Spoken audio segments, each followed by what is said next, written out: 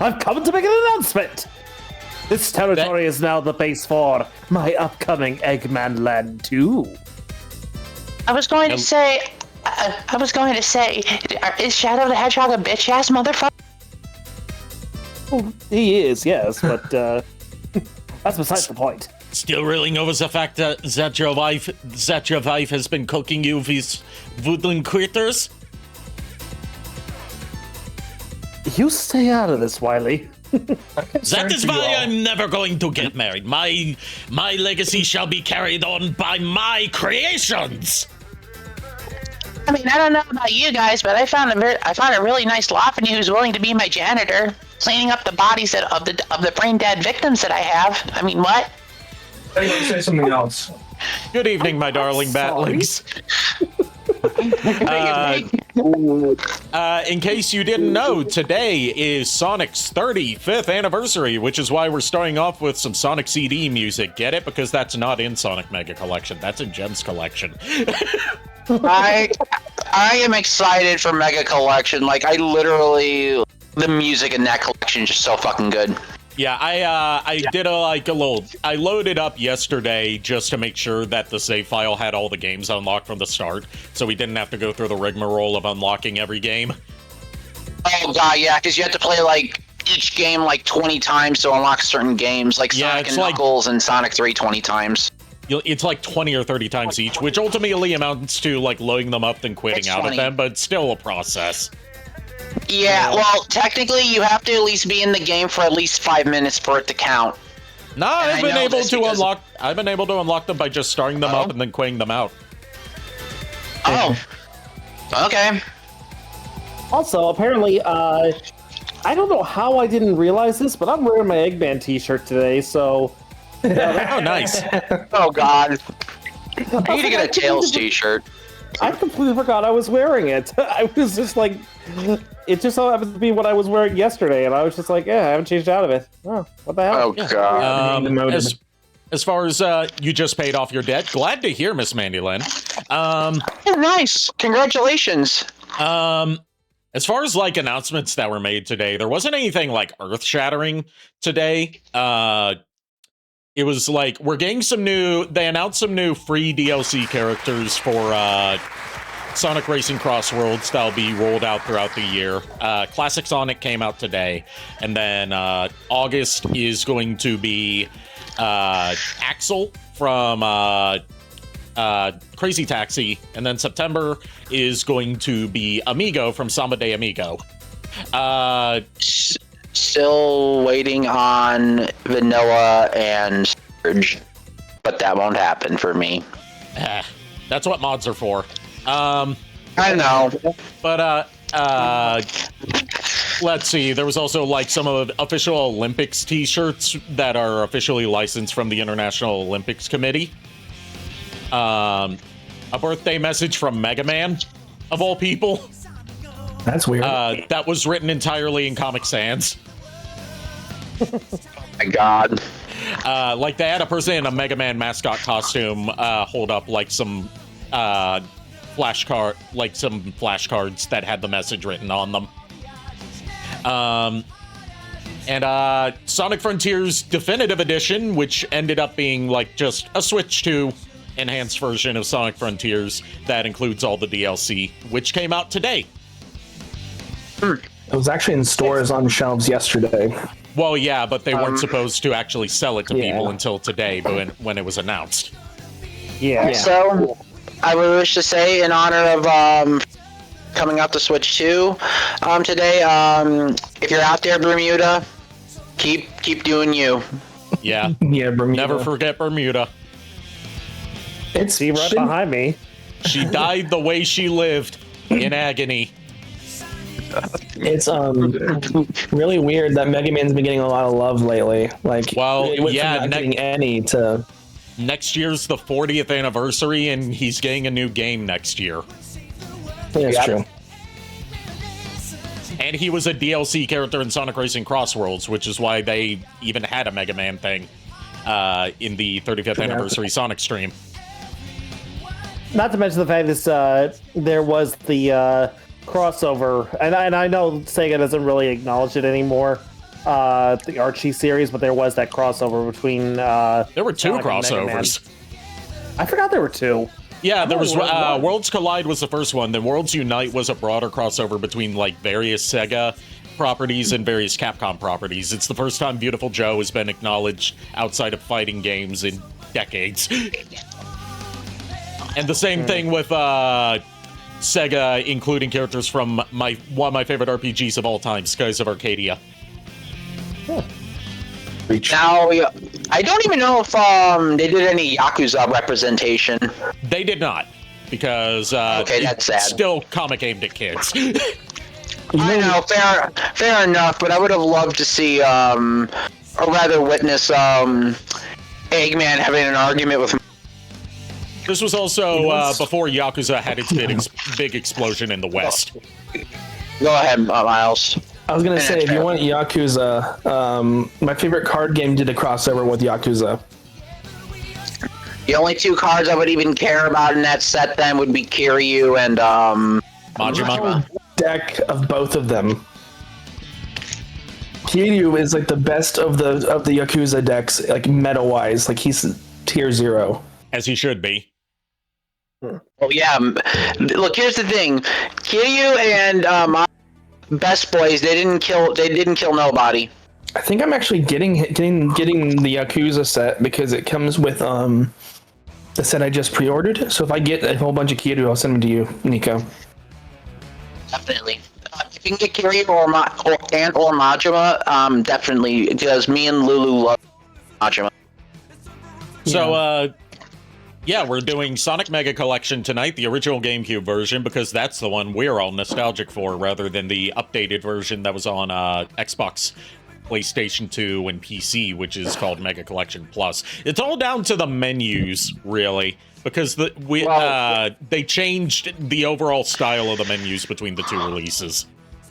I will say this, though. I do have a request. If we can hear like the full title screen music when it plays the demos, because that music is fucking nostalgic to me. That is the first thing I think about when I hear this game. Yeah, we can do that. And while we dare to be stupid, apparently. Stupid. You gotta finish that sentence?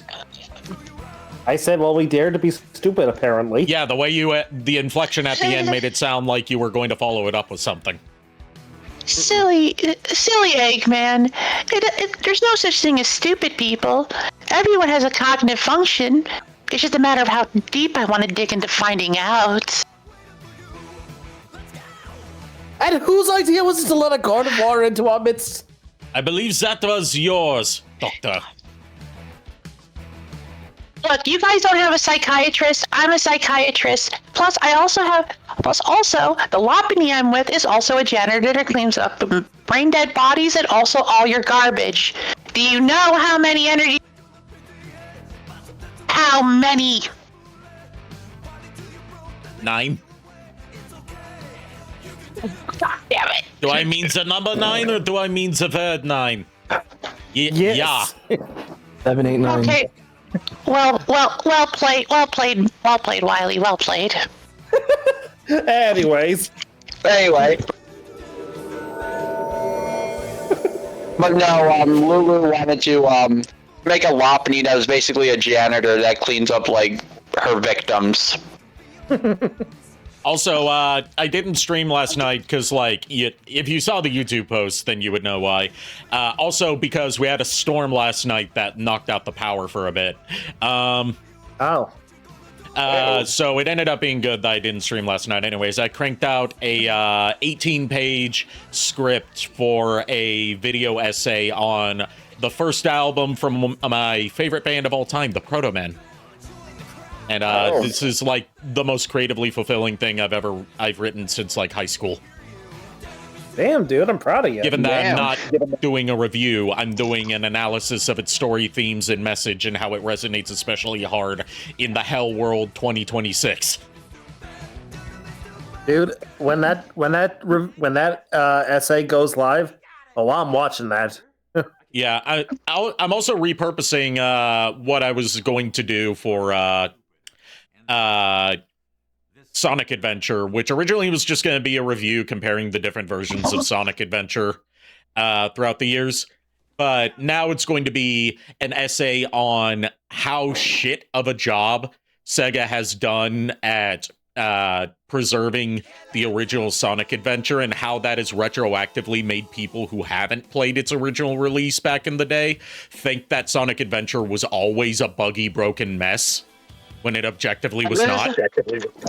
I mean, to be fair, like, back when we played Donkey Kong 64, like, I think it was the first DK64 stream. That conversation we had is what inspired this. Yeah, I was gonna say, like how you said, people like to compare Sonic Adventure and Mario 64. Yeah, they're 3D game. They're 3D. 3D platformers, but they're very different styles. They are, and people compared them to say Sonic Adventure is not. You can't really say that if they play differently. I mean, similar but different like ways they process a lot of things. So it's like there's no argument there. It's like trying to compare like an arcade style racer like Outrun to a more simulation style racer like Gran Turismo. Yes, they're both racing games, but they have very different ways that they play and different goals that they're trying to achieve. Yeah, oranges, basically. Yeah, it's apples and oranges, but unfortunately, they still get compared. Yeah. Sonic Adventure and Sonic Adventure 2 Battle are still fun as hell, despite being buggy. And I think, in my opinion, the bugs make them. Yeah, I'm also going to be analyzing another aspect that I thought of during like the whole brainstorming process, which is like, in the end, does it really? In the end, like, does the whole quest for trying to play the most authentic to the original version matter if in the end you're still having fun with what's available on the marketplace despite any downgrades that may have happened? Like the question of preservation of the original intent versus accessibility. Yeah, like, regardless, like, as long as you get a chance to experience the game, yeah, you may have a different experience than actually playing the original source. But in the end, you're still getting the same experience, just minor tweaks. Yeah. Yeah. Anyway, let's boot up Mega Collection before I get too side tangented. Yeah, before we go into it, before we had what happened on DK64. Yeah. That GameCube sound. Yes. Oh, here we go. Oh god, here we go. There we go. Compiled under the supervision of Sonic Team. The full song to the title theme on the demo. This full song on the of the demo reel. This song is what literally makes me think of this game, and also one of my all-time favorite songs in this damn game. Yeah, we are going to watch through the demo once it loads up per your request. Yeah.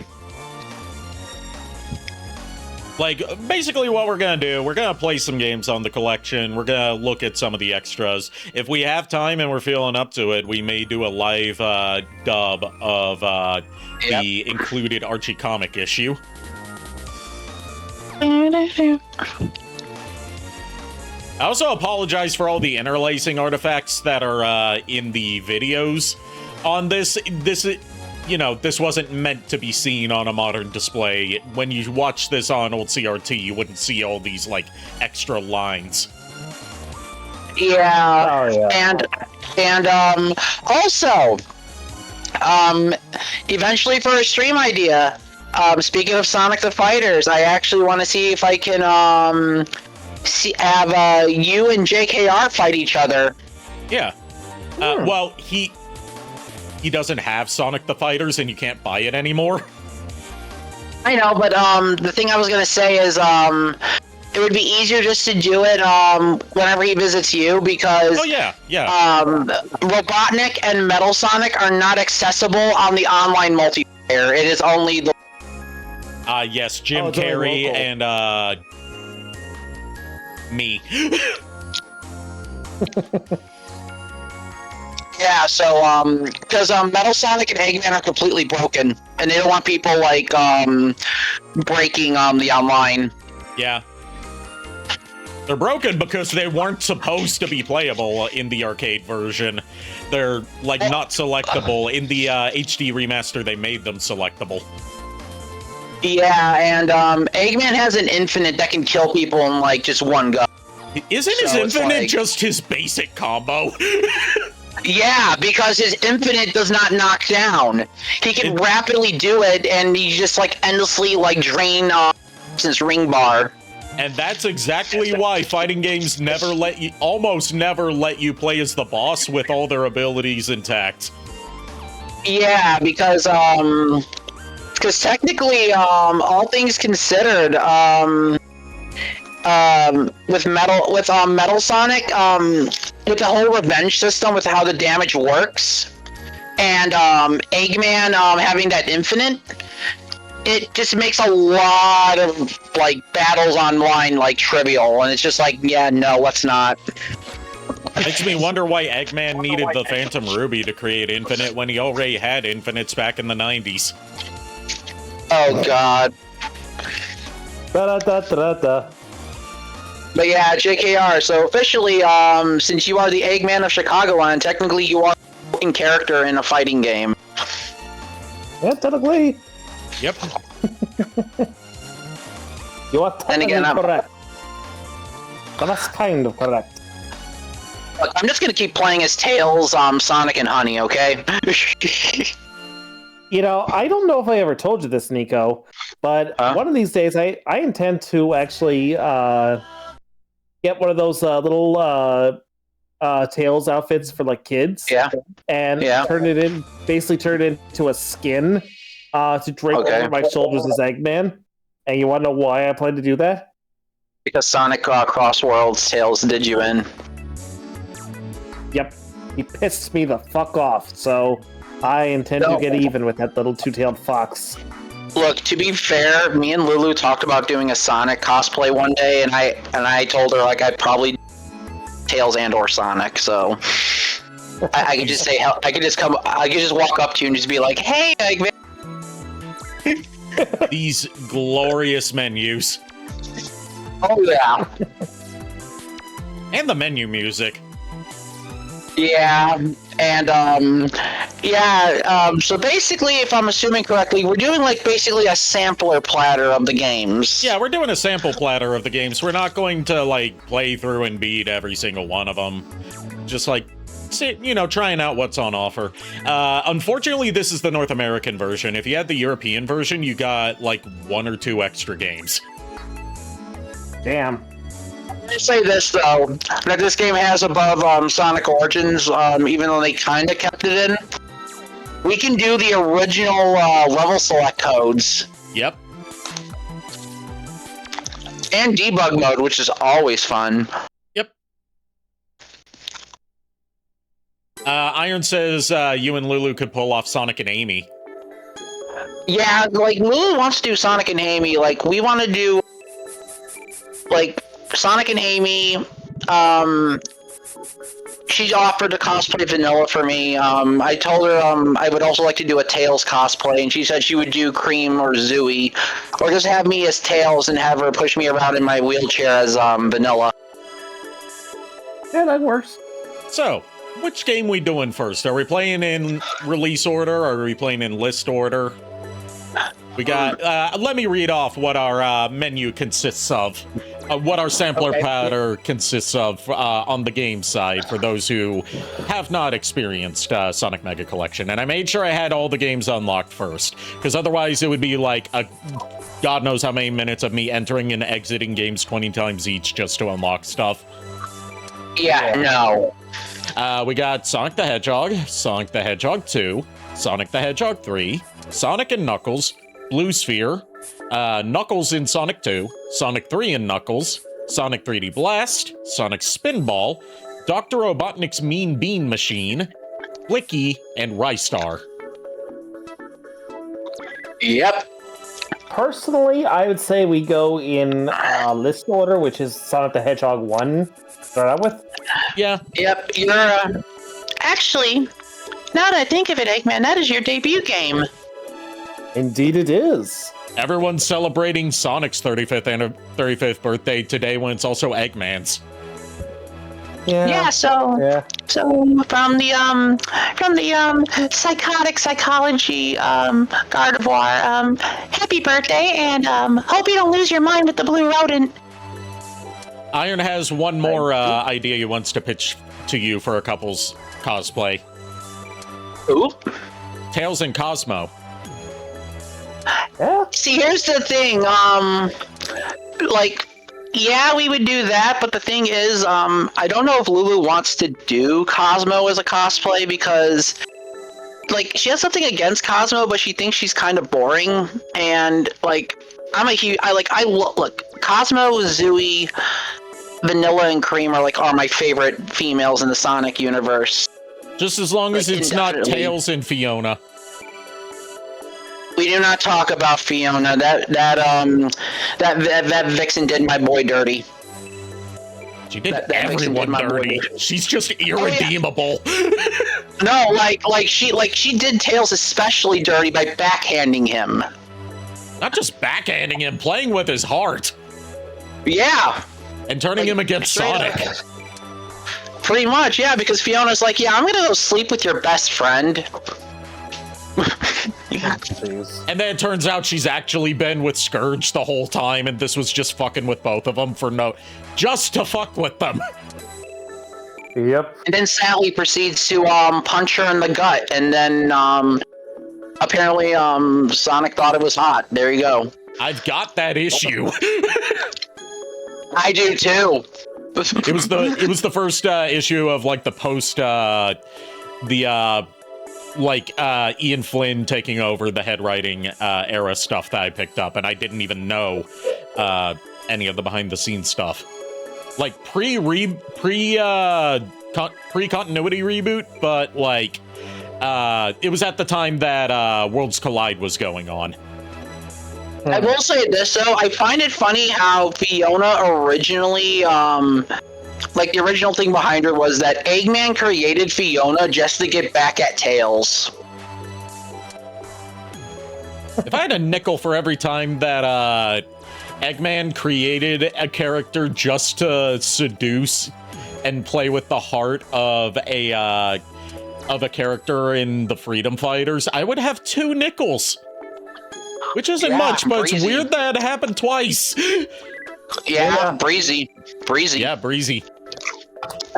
I mean, probably 3 times now you think about it, because if you count the Sad AM show, Robotnik created the Sally robot clone. The difference was she wasn't meant to seduce Sonic; it was more so just to lure him and the others into a trap, so that he could get.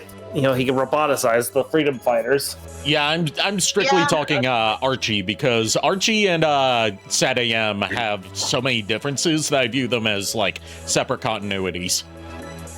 Fair enough. Like even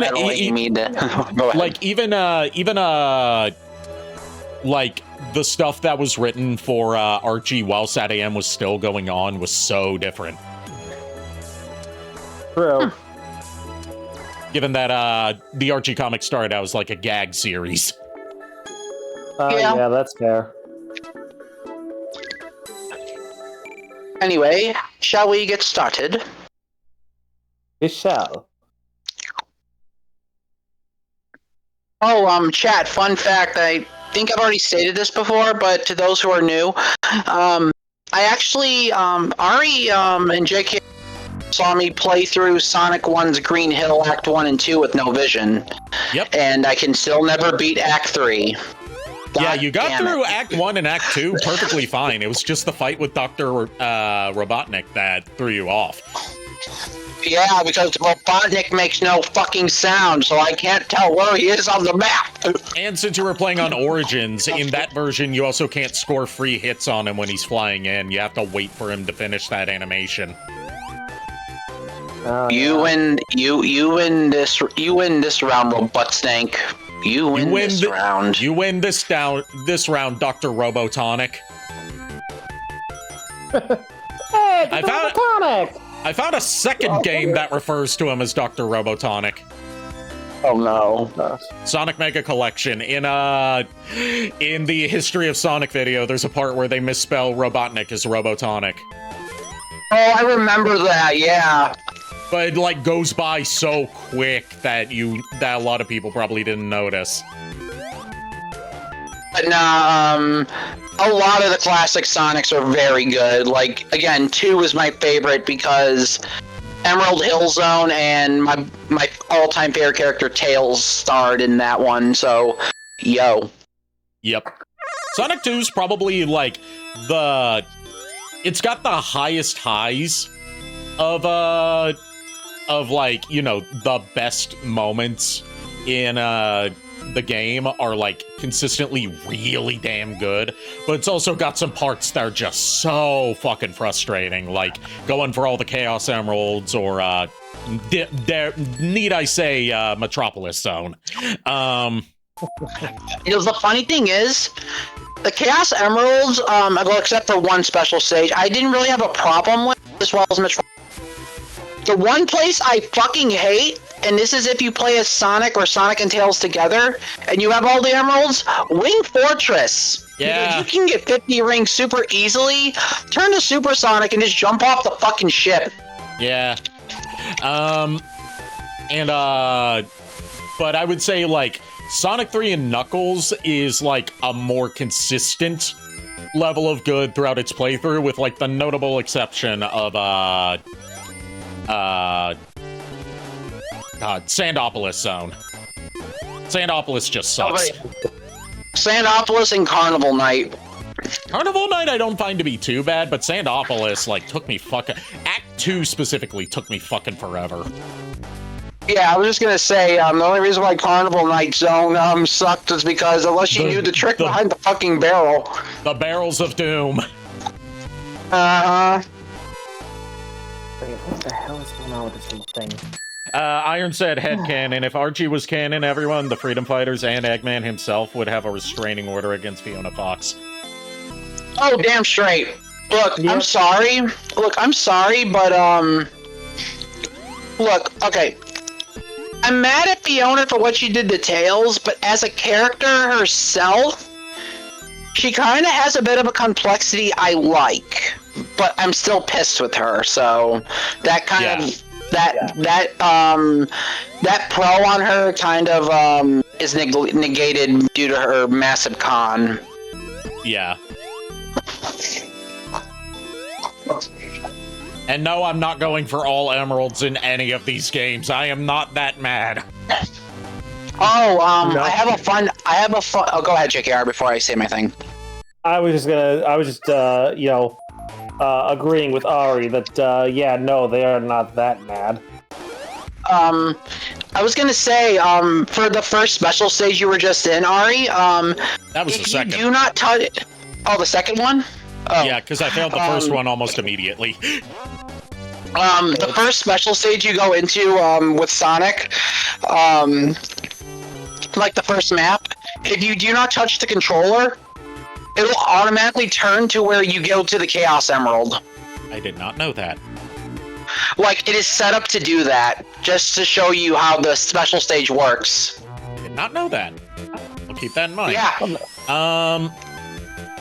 I think that's what the reasoning is, but I know for a fact, like, that's the reason why the first stage is just, like, hell-bent on, like, dropping you into where the emerald is. I'm determined to get up to that 1-up on the top of this loop. I will not progress until I get that damn 1-up. You gotta get that life. Also, I'm glad I'm playing this with, this specific third-party controller I have. That's a GameCube controller with a bigger D-pad and is wireless. Because playing any 2D side-scrollers with the regular GameCube controller's D-pad. No. I use the, control stick, and here's the thing. I hate playing 2D side-scrollers with a joystick. I hate it. Yeah. I do have, like... to do that. I have a third-party replica of the, Hori controller for Game Boy Player, where it's like Super Nintendo layout, but with the GameCube, where it's like Super Nintendo D-pad with GameCube buttons, and it's got a Super Nintendo form factor, but didn't feel like hooking that up right now. Plus, the D-pad on mine's a little spongy, because it's cheap controller. Like thankfully, since it uses the same form factor of the Super Nintendo D-pad, if you have like a spare SNES controller around that doesn't work, you can just swap the D-pad from that into the third-party controller I have and get like the best. Oh hey, it's JKR. Yep. It's time to fight Jim Carrey. Well, I will say this. Sonic, honestly, go ahead. Yeah, it's Sonic the Hedgehog 1's boss theme for Eggman is my favorite. Like, it is the best in my opinion. I will not hear otherwise. Eggman from Sonic Adventure 2. So tight, but depends on whether you're talking about boss themes or like theme songs. Boss themes. Oh, boss themes specifically? Yes. I will say this, JKR. I agree with you. Sonic 1's boss theme is legendary. I love the boss theme for 2 as well, because both 1 and 2 really highlighted how threatening Eggman is. Yeah, 2 sounds a little bit more goofy to me, and that plays into, like, he's supposed to be sort of a cartoonish villain. Whereas this one is, like, you know, threatening world conqueror boss theme. Like, it's got, like, with my 1 semester of music appreciation class hat on, it's got some, like, feelings of, like, evoking, like, a, sort of like a Baroque period, or, like, you know, more classical vibe of like a song fit for an emperor. Exactly. I will say this though, JKR, and I bet you'll agree. The final zone theme in this game, plus the Death Egg robot music, is basically just like a fucking funeral march, in my opinion, for like dreadful battle. Yeah. Because you're at zero rings, and one hit just kills you. That's it. Yeah. I will have to actually listen to the Death Egg Robots theme, just because I not really made that far in Sonic the Hedgehog 1. I've never really made that far in Death Egg Robot is Sonic the Hedgehog 2. Okay, I've never made it that far in any of the Sonic the Hedgehog games. I will say that, at least the originals anyway. The classic ones. The classic ones, yeah. I've never made it that far in any of the classic ones. Actually, go ahead. Sorry, go ahead. Come to think of it, I don't think I've ever really made it that far. Like far enough to the end in any Sonic the Hedgehog game that I've owned a copy of. Aside from Sonic Racing Cross Worlds, of course, because like that doesn't really have a definitive ending. It's just a party game. I will say this, technically we can show you the final bosses of both 1 and 2 with their music, because technically we do have level select code, access, we can access mode. We could, well, basically level select specifically, because well, I know we're on Sonic 1, but I will say this, 2 things. For Sonic 2 with Silver Sonic, and I think you may know this, Ari, if you duck down and start charging a spin dash when Metal Sonic comes in, you can get 4 free hits on him. Yep, I try to do that every time. Yeah, and then second, JKR, I'm gonna find it funny. Same with you, Ari. I've seen Sad AM. I always thought Scrap Brain Zone was the Doomsday Project area of Robotropolis. Okay. I haven't seen much of Sad AM. Yeah, Miles? I have a question. Yeah? What's up? Was that a bird that crossed the lava earlier? Yes, no, it was a bat. Yeah. Was it a bat or? No. Oh, one of the little woodland critters that broke out of the badnik. Oh, one of the woodland critters that broke out? Yeah. There's this stage, it's like bats and it's like birds and squirrels. Yeah, it's different. Does that make it Bird Jesus because it walked on the lava? You're making me think of something from a Scott the Woz Christmas special that I want to show you guys once you're caught up on the broader Scott the Woz lore. You're probably getting familiar with the character of Rex Mose now, the chaperone who's like constantly pounding stuff and like shouting at the top of his lungs and getting angry. I thought you were about to go somewhere else with that. No. That's on you, Miles. I was gonna say, my brain went places. Oh God. I was gonna say, since I mean, to be fair, I can't really complain because since I'm subjugating you, the group, to a bridge hog, it's only fair I get subjugated to Scott DeWaz, so I'm taking that with stride.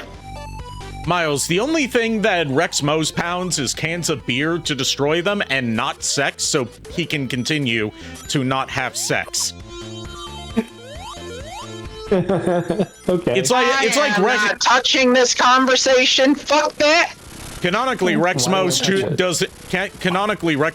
is absolutely repulsed by the idea of sex because he is a school dance chaperone. His job is to keep kids from drinking and to keep kids from having sex, and he applies that to everyone in his life, including himself.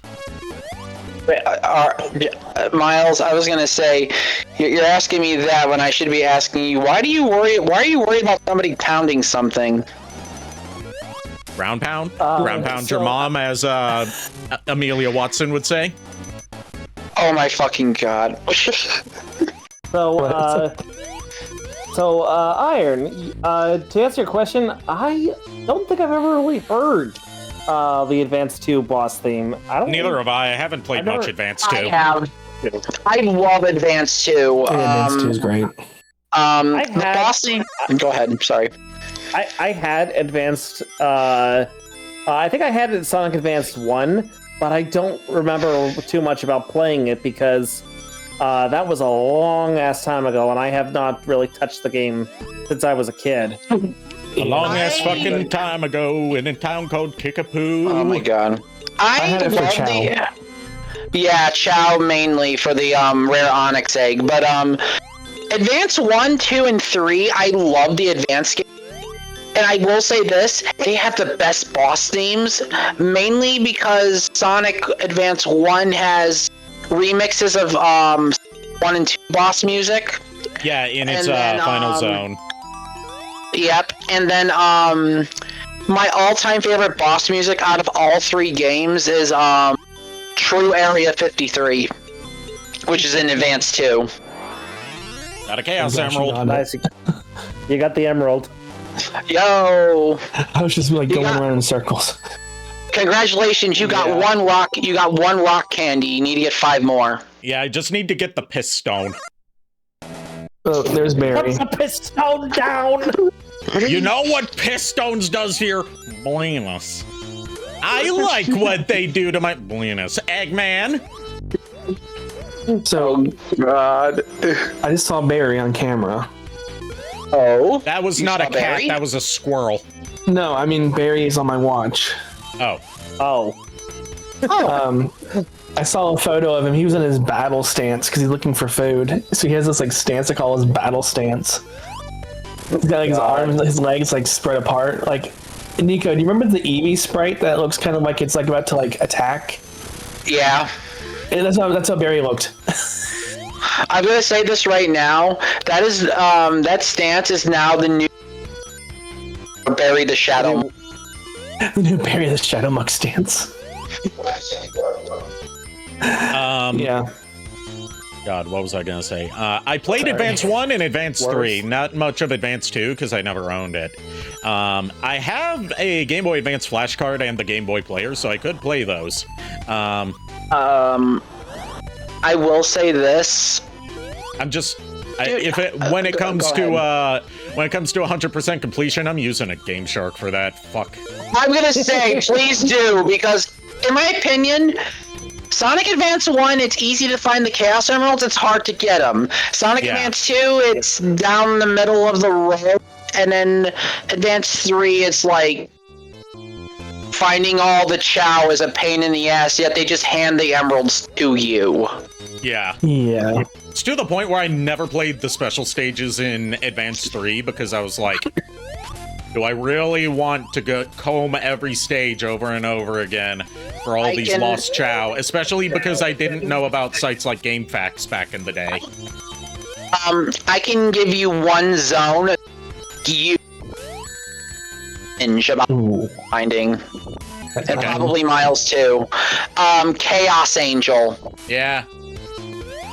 That place sucks. There's a whole level, like, with the Sonic Advance games were developed by a studio called Dimps, who does a lot of contract work for other studios. And they frequently, back in the day, worked with Sega. They also made the Neo Geo Pocket Color game, Sonic Pocket Adventure. I played that one. And they also developed the Rush games, including the DS version of Sonic Colors. They have a very obvious sign where you can tell that it's a game developed by Dimps when it comes to them developing Sonic games. Hey, James. How you? Heyo, James. Glad to hear you've been good. You can tell that that 2D Sonic game was developed by Dimps if the further you get through the game, or like if a majority of the levels are just like the only challenge is that half the stage is bottomless pits. I will tell you this right now, you ruined this song for me, because the moment it's Look who's come to dinner. This song is now forever ruined. Thanks, Ari. Oh no. You know what? You have I can't remember whether it was Tomato Ghost or if it was I'll have to check. It was either Tomato Ghost or it was someone else from Star Productions that introduced me to this when I was streaming Sonic 1. So you have them to thank indirectly. I didn't find that song on my own. Fair. Also, I was gonna say, fuck the next zone, by the way. Yeah, Labyrinth Zone. Nobody likes the Labyrinth. Fun fact, Labyrinth Zone was supposed to be the second zone of the game before they rearranged the levels. Yeah, and they found it way too hard. Labyrinth Zone, yeah. Yeah, This the water sucks. stage was supposed to be the second world of the game. Yeah. Question. Yeah. What up? Answer. If the labyrinth is that bad, does that make it a labyrinth of nightmares? I don't get it. I know what Yu-Gi-Oh you just card. referenced. I know what you referenced, you mother. Oh my god. Yu-Gi-Oh card. Yeah, I was gonna say also another thing about that zone. So JKR, you know how usually Eggman is like 8 health or 16 health every time you fight him? Yeah. In Labyrinth Zone, it's impossible to kill him because he has 255 HP. Yeah, you're just supposed to like chase him to the end of the stage instead of actually fighting him. Yeah, you're supposed to chase him, and the way they do that is because if they have a sequence in Sonic that they don't want you beating Eggman, they will roll the counter over to 255, so you can't possibly beat him. Like, Yeah, you have to chase him out. That was a common trick back in the day with these like weaker processors, because typically 255 was like the highest number value that they could hold when it came to like programming some sort of counter. Like that's why Pac-Man level 256 is the broken one, because it's going over the count. It's going over the counter that the game can handle. Yeah, and aside from Eggman not attacking Sonic in Labyrinth Zone, that boss is the hardest one in this game, in my opinion. Because you can drown so easily. Well, it's not just that. You have all these traps you have to dodge. You have the water rising. You have to deal with Eggman having so much HP, so you basically it's a trap. Meaning, if you misstep on a jump, you're pretty much taking a death. That's literally it. Yeah, and it doesn't spawn you back at a good spot either at the checkpoint. No, you don't get any rings. I think there's like 1 ring box, 3 rings, like, and that's all you get. Yeah, and there's like 1 shield. Yeah, and the shield doesn't even... I don't even count the shield, because if you get hit anyway, you're gonna drown. Yeah. Like, you just lose all momentum, and that's it. As Scott the Woz would say, it's a fight that tells you to go fuck yourself. Which, in other words, Eggman wins by doing absolutely nothing. Yep. That's 2 Chaos Emeralds. Yay. You got two rock candy. We got the green one, so we got the Weed Stone. The weeds. We got the Weed Stone from Sonic 06 that Rouge put into Omega. Holy shit! Hey Chuck. Hey Chuck. Hey Shadow Dragon. I got something that JKR may find interesting. Oh. What's up? I watched Transformers Armada again last night. The whole series Yeah, I watched the whole series. in one night. Comments, concerns? I forgot how much I liked it. Like, it's a slow Many burn comments. at the beginning, but it starts picking up once Sideways gets there, right? Yeah, Sideways was weird. Sideways gets weirder. I know. Like, when you get to Cybertron when you get to Transformers Cybertron, after does he need to watch Energon?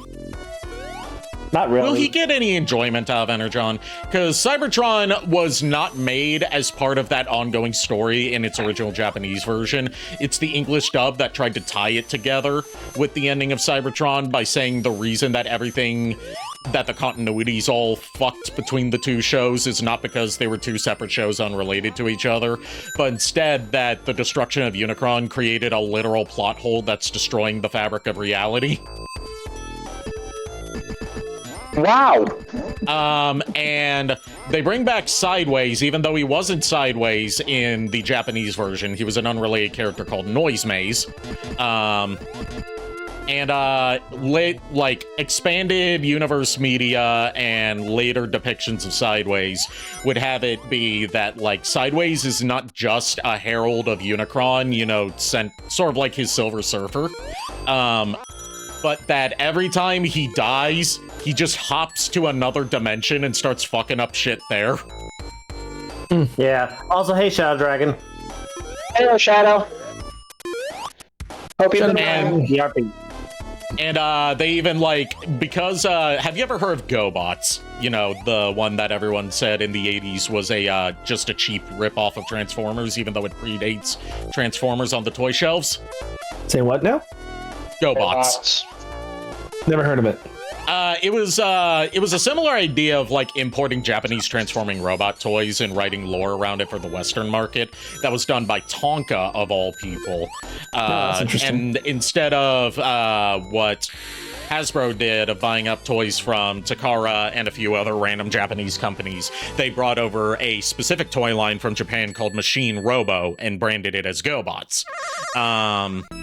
Actually have one of the GoBots figures by complete happenstance. The main villain, Psykill. Oh. Did it freeze? No, I paused. Oh, you paused. Okay, I was like, I'm pausing so I can, like, get this hyperfixation tangent off my chest without worrying about the special stage. You're gonna need all your focus for the Chaos Emerald if you're gonna do this. So get what you got. Like, all this to say, like, the whole inciting incident of GoBots is, like, their planet's destroyed, so they flee their planet and eventually come to Earth and start their fight there.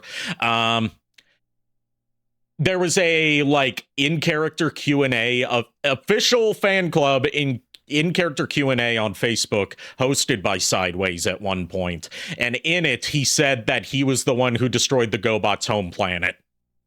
oh my gosh. Because GoBots was later bought, Tonka, which brought over GoBots, was bought out by Hasbro later. So Hasbro now owns both Transformers and GoBots and treats them as part of one broader continuity, more or less. Basically, Transformers, not only did it rival GoBots at the time, but now it actually, like, majority of GoBots were actually incorporated into the Transformers race. So, like, Psykill actually is a Cybertronian in most continuities these days.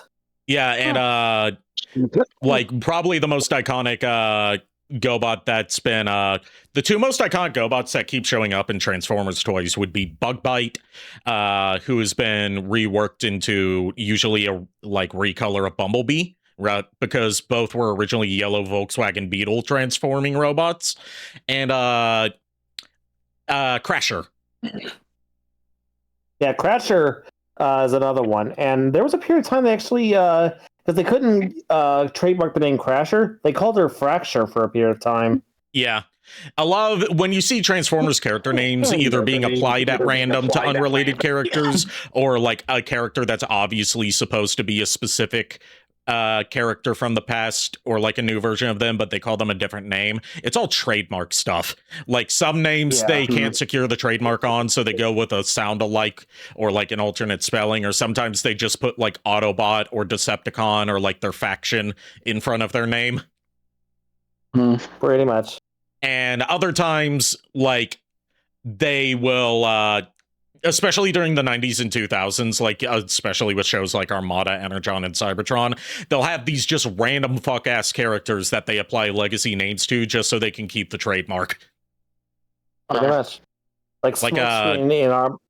Yeah, Smokescreen in Armada has nothing to do with the traditional Smokescreen character. They just called him that for the trademark. Yeah, and like even... And the same goes for his upgraded form of Hoist. Like, worst case of, just trying to keep a trademark active on a name. Yeah. Oh, boy. Anyway, unpause. That's just one of my favorite, that's something we would have incorporated into Transformers Armada Bridged if we had gotten properly to Sideways' introduction, is that he is the same Sideways from the main continuity who has now hopped into the Armada Bridged universe to try and cause trouble there. And, he has full awareness of how the events of the show are supposed to play out and is trying to hasten them along in a faster fashion. Yeah, failed there. We lost the rock candy. Our food is gone go back away. And get it. Well, we can't. We're in Act 3. There's no special stages in Act 3, just boss fights. There. Question, I'm trying to remember. There are like 6 stages, 2 stages each. More or less, yeah. So that totals up to about like 12 tries you get to get all 6 Chaos Emeralds. Like, the way they want you to pace it out is like 1 per zone, but you can easily get all 6 within like the first 3 zones if you know what you're doing. I forgot it was 6 in this game. I was also going to say, I got myself thinking about what D&D campaign I want to do the next time I get to host one. It's not going to be for a while because I'm taking a break from DMing. Yeah, you've earned it. I'm heavily leaning on probably doing a Sonic campaign.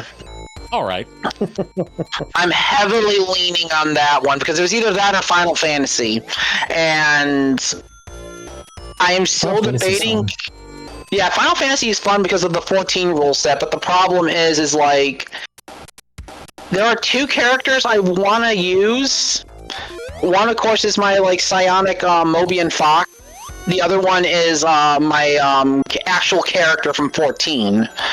And I have a dilemma about that, so it's like, I got time, because, like, Ari is the next one to DM a campaign. At least I believe so. Yeah, and for a stream campaign, at least. Yeah, stream campaign. And I have time to debate, because I know Fert wants to do one, I know inevitably Chuck wants to do one on his own streaming channel. And like, it's just like, it's gonna be a while before I actually do another DM. Like, Chuck says count me in.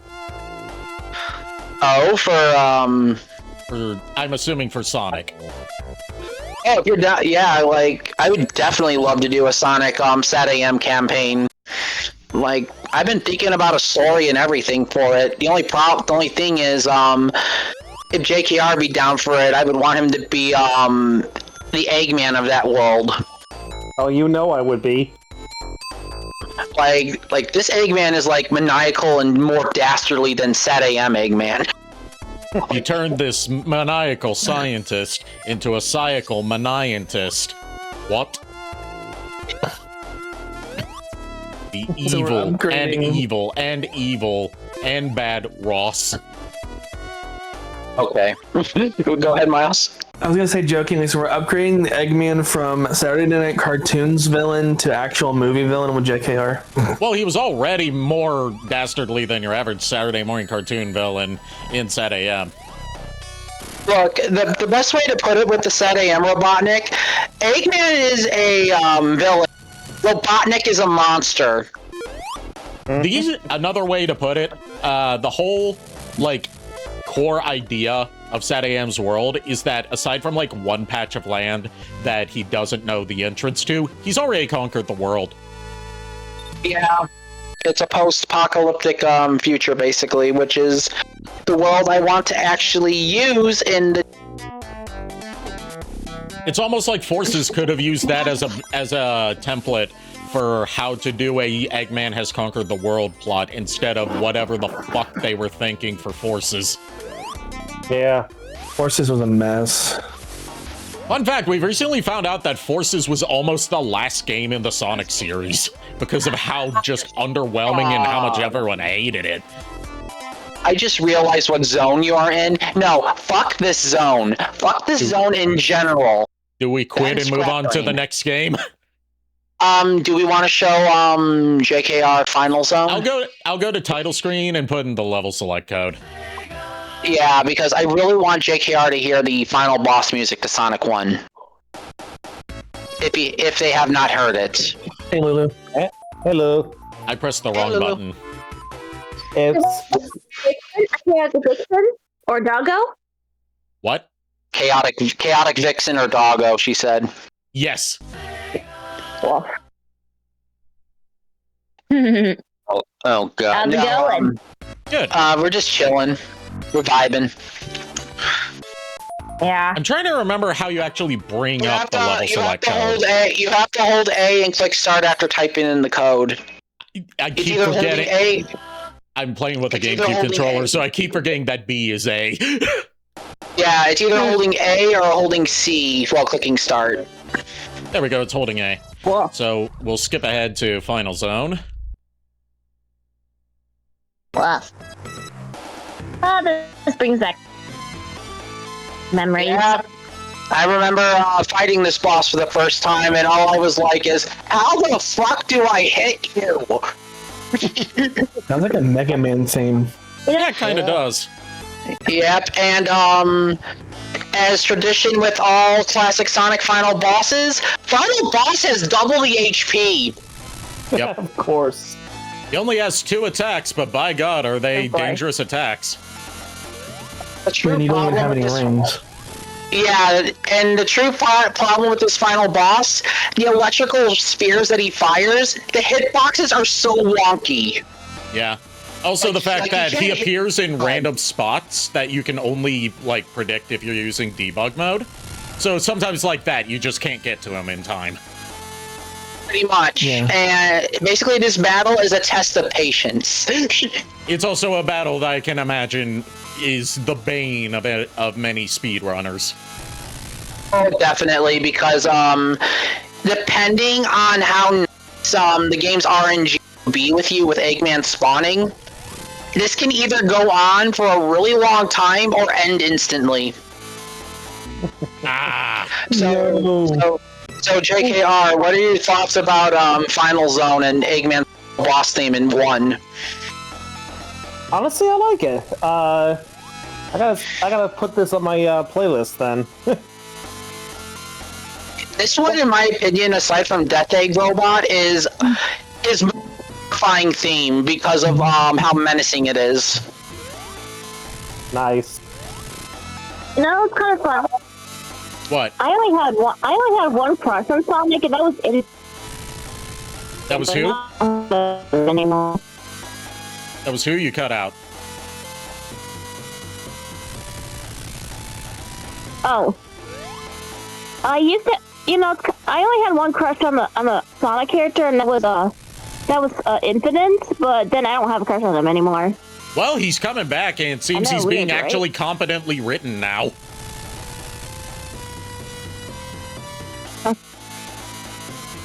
So who knows? You could have reason to redevelop your crush on him. Well, It's not possible. Oh, guess what, JKR? You got your hedgehog. You got your hedgehog, JKR. There you go. Are you gonna make hedgehog stew? Rest in piss.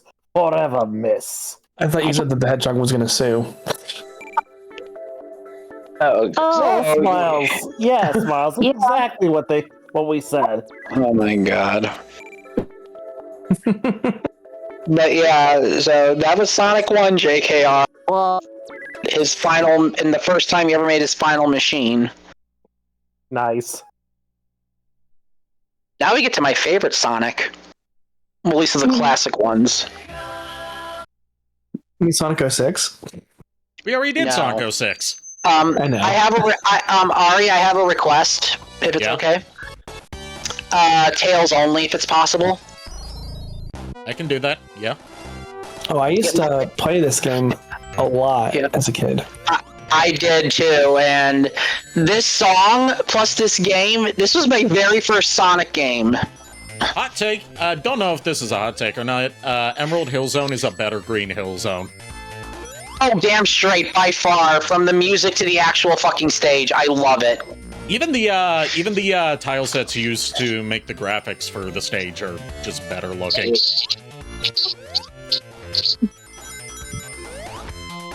It's also got like all these little nooks and crannies to explore. So funny thing about this, I played through Emerald Hill Zone so many times, and Lulu can attest to this. I ended Emerald Hill Act 2 with almost 20 lives. Oh, wow. I explored this place, got almost all the emeralds except one because can't find that other goalpost, but ended up getting them all by Chemical Plant. And I think I ended the game always with like 26 lives because fuck Wing Fortress. Nobody likes Wing Fortress. Also, nobody likes Metropolis Zone. Yeah, we don't talk about Metropolis Zone. The only 3-act zone in the game. Oh god, yeah. He's more The only City thing- Escape. Well, we're not in the 3D era. oh my god. I hate this. I know. Doesn't mean we can't find someone to mod it in. I mean, somebody modded a City Escape in this game with a shadow mod that where you play a shadow through Genocide City. Yeah, Genocide City, the scrap zone of this game that we never really got to look at what they were planning to do with it. They just had a name. What were you saying, Lulu? Oh, just one. Rusty Bucket from Bay. What? From Banjo-Kazooie, Rusty Bucket Bay. Yeah, what about it? We don't talk about Rusty Fucket Bay. We do not talk about Rusty Fucket Bay. We don't talk about Bruno. Usually it's JKR that makes that joke, Miles. And JKR's rubbed off on me. Go ahead, Lulu. Glad to hear about you rubbing off JKR. and also, Sorry, Lulu. also, sorry, it's okay. And one more last thing, I posted a picture of the drink that Nico recently got addicted to. It's a Godzilla C4. Okay. Yeah, I saw that. Oh my Oh god. dear, how much you like it? I already told them before, it gives a kick. Wait, C4? Sour. Yeah, C4, Yeah, the it's a energy C4 drink. Godzilla. Yeah, C4 Godzilla. I was gonna say, isn't that explosive? Is that why it's got a kick? It's got a kick Yeah. because it's sour blue raspberry. I know what you're getting at, Miles, and all I gotta say is, you know what, no, I'm not gonna bring it up because I know this is bait, and if I do so, I am just gonna be shooting myself in the foot, so I am just gonna shut the fuck up. I mean, Yeah, it's Miles baiting, is a master at baiting. You could say he's a master baiter. I hate you. Sorry. I will say this, aside from Tails' Sonic Advance sprite, look at this little guy, he's adorable. Yeah. He's a fluffy boy. Also, you can't fly his tails in this game. That would not be a mechanic introduced until Sonic Chaos for the Game Gear. And in the lore for this, Tails was the Sonic how to spin dash. Yep. So yeah, you know, Miles, if anybody knows that you're a masturbator here, then that'd be Ari, because they've known you the longest. Yep. I'm just accepting this conversation going this route and just ignoring it. I'm proud of Miles. By acknowledging it, you are no longer ignoring it. Yeah, No. but Miles is not like completely overreacting over it, so therefore personal growth and character development. Character development in my Sonic Mega Collection stream? I'm just used to Ari doing this at this point. It's typical. You should have been used to that a long time ago. Oh god. Yeah, I have been, but I've just been unknowingly buying into my reactions. Oh my god. Because they funny. I will say this though. If you want to make this game a lot more harder, play this game as Knuckles, because Knuckles' jumps suck. Yep. It's easier to get the Chaos Emeralds and farm lives with him, but the bosses are a lot harder. Tails makes it easier because he jumps the highest out of the group, and Sonic is just Yeah, he's balanced basically. Tails just jumps higher, and not the lowest, but has a glide. So Tails easy mode, Sonic normal, Knuckles hard mode. Yes. Pretty much, and you yeah. can only play as Knuckles by locking a Sonic and Knuckles cartridge onto a cartridge of Sonic the Hedgehog 2. Yep. That was a thing. Yeah, Sonic That and was a Knuckles thing, was the yeah. only official lock-on cartridge for the Sega Genesis. Obviously not counting stuff like the Game Genie or the Action Replay. Yeah. It was because they had to split Sonic the Hedgehog 3 into 2 releases, which was Sonic 3 and Sonic and Knuckles, due to a McDonald's Happy Meal sponsorship that they had to meet a deadline for, which basically Sonic 3 is the first half of the full game, and Sonic and Knuckles is the second half. So they made a special cartridge that they never used again, and came up with a whole technology for it, where locking the 2 cartridges onto each other will combine them into one long game. And they figured, since we're double dipping in the same year, why not make it so if you lock it on to Sonic 2, then you can play as Knuckles in Sonic 2. Yep. Also, God, what was I gonna say? Also, with Sonic 3, if you type in a level select code, you can actually see the Sonic and Knuckles stages there, and so with Sonic and Knuckles showing the Sonic 3 stages, you just would not be able to select them unless the cartridges were connected. Yep. Also, I love the fact you can just move around after destroying the capsule. Yeah. Just have fun. Oh, hi, chemical plant. You guys have fun with everything. Alright, love Thank you, honey. Lulu. Sorry, you guys have fun. Hi, Lulu. Yes, and I know. Hey, Lulu. I know. You guys. I'll see you. Guys. I'll see you guys later. Later. Oh my, but no, also another thing that's fun, and Miles, you will agree too, because you played this as well as Ari, the 2-player mode is fun as hell. I have actually not played the 2-player mode. I've never had someone to play it with. I wish I had my site so we can actually fix that, because I put a lot of time in the 2-player mode with my childhood friend, and I kept losing, but I didn't care, because it was just like, alright, you can always be Sonic, I'll be Tails. I'm like, I'm just gonna the 2-tailed fox. I'm gonna go have fun. I can also say that I can say this about the 2-player mode as someone that, streams and records a lot of footage and has had thank you for the follow, minions and monsters. How you doing? Make yourself comfortable. We're reliving some nostalgia. But you know, since I've had various capture cards and various scalers and stuff like this, capture cards and scalers, apart from like the more high-end recent ones like the RetroTink ones, hate this game's 2-player mode. Oh god. Because it's one of the only parts of a Sega Genesis game that displays in an interlaced resolution, and that means if you're just plugging it into a capture card, you're going to get a very fuzzy, flickery picture. And if you're plugging into a scaler that doesn't have like some buffering for resolution switches, you're going to get like a second or two of black image when it switches resolution and won't be able to see what's going on. God, what else is gonna say? Oh, right. I will say this, and I'm probably gonna get hate. I like the Sonic 2 special stage better in the original Genesis version than I do with Origins. I can't handle the smooth frame rate. It just throws me off. I'm the same way with the special stages in Sonic CD. Yeah, it's like it looks pretty and all, but the timing is like very different if you play them side by side.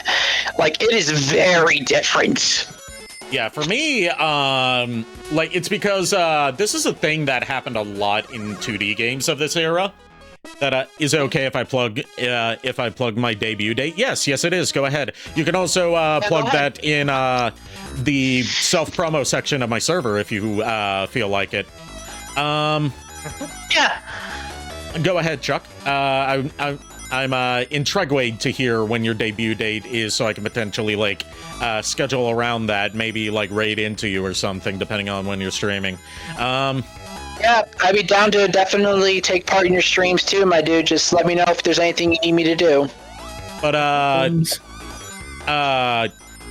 different parts of the image scroll at different frame rates in a lot of these 2D games. Like the pseudo 3D background of the half pipe in the special stages in Sonic 2 is running at something like somewhere from 15 to 30 FPS, I believe. And then like Tails' running sprite is running at 60.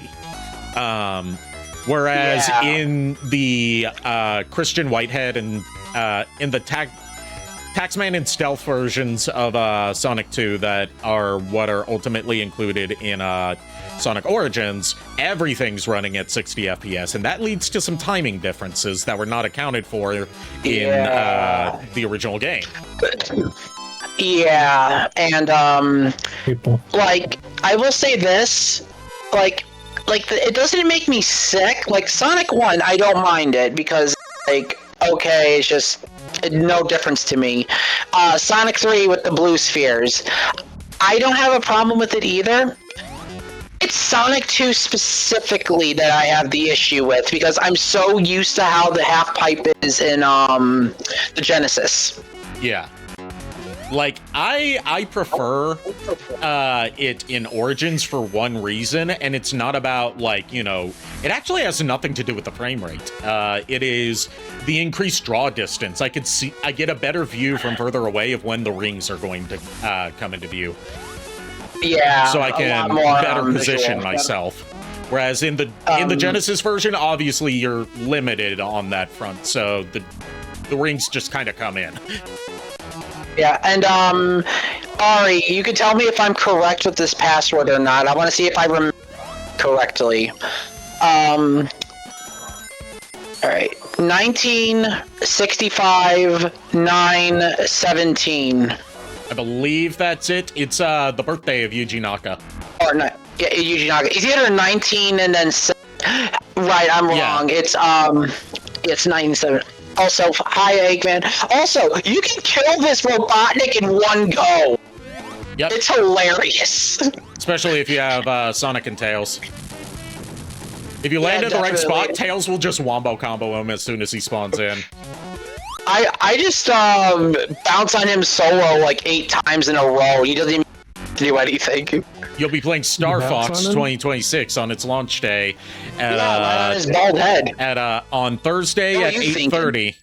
I was just reading Chuck's debut. He's He's going to be streaming Thursday night, 8:30 Central, playing the new Star Fox. I will not be streaming that day, but I will try to tune into it.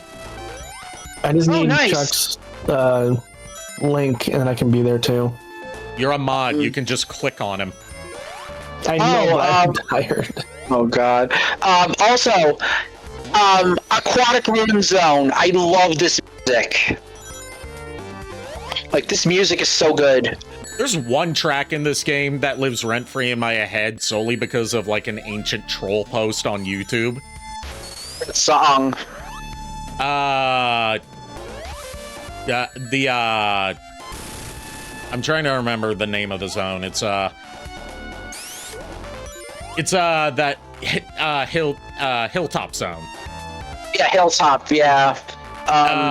Hilltop Zone lives rent-free in my head because there was this, like, ancient, like, within the first 2 years of YouTube coming into existence, troll video called Top 27 Anime Boobs.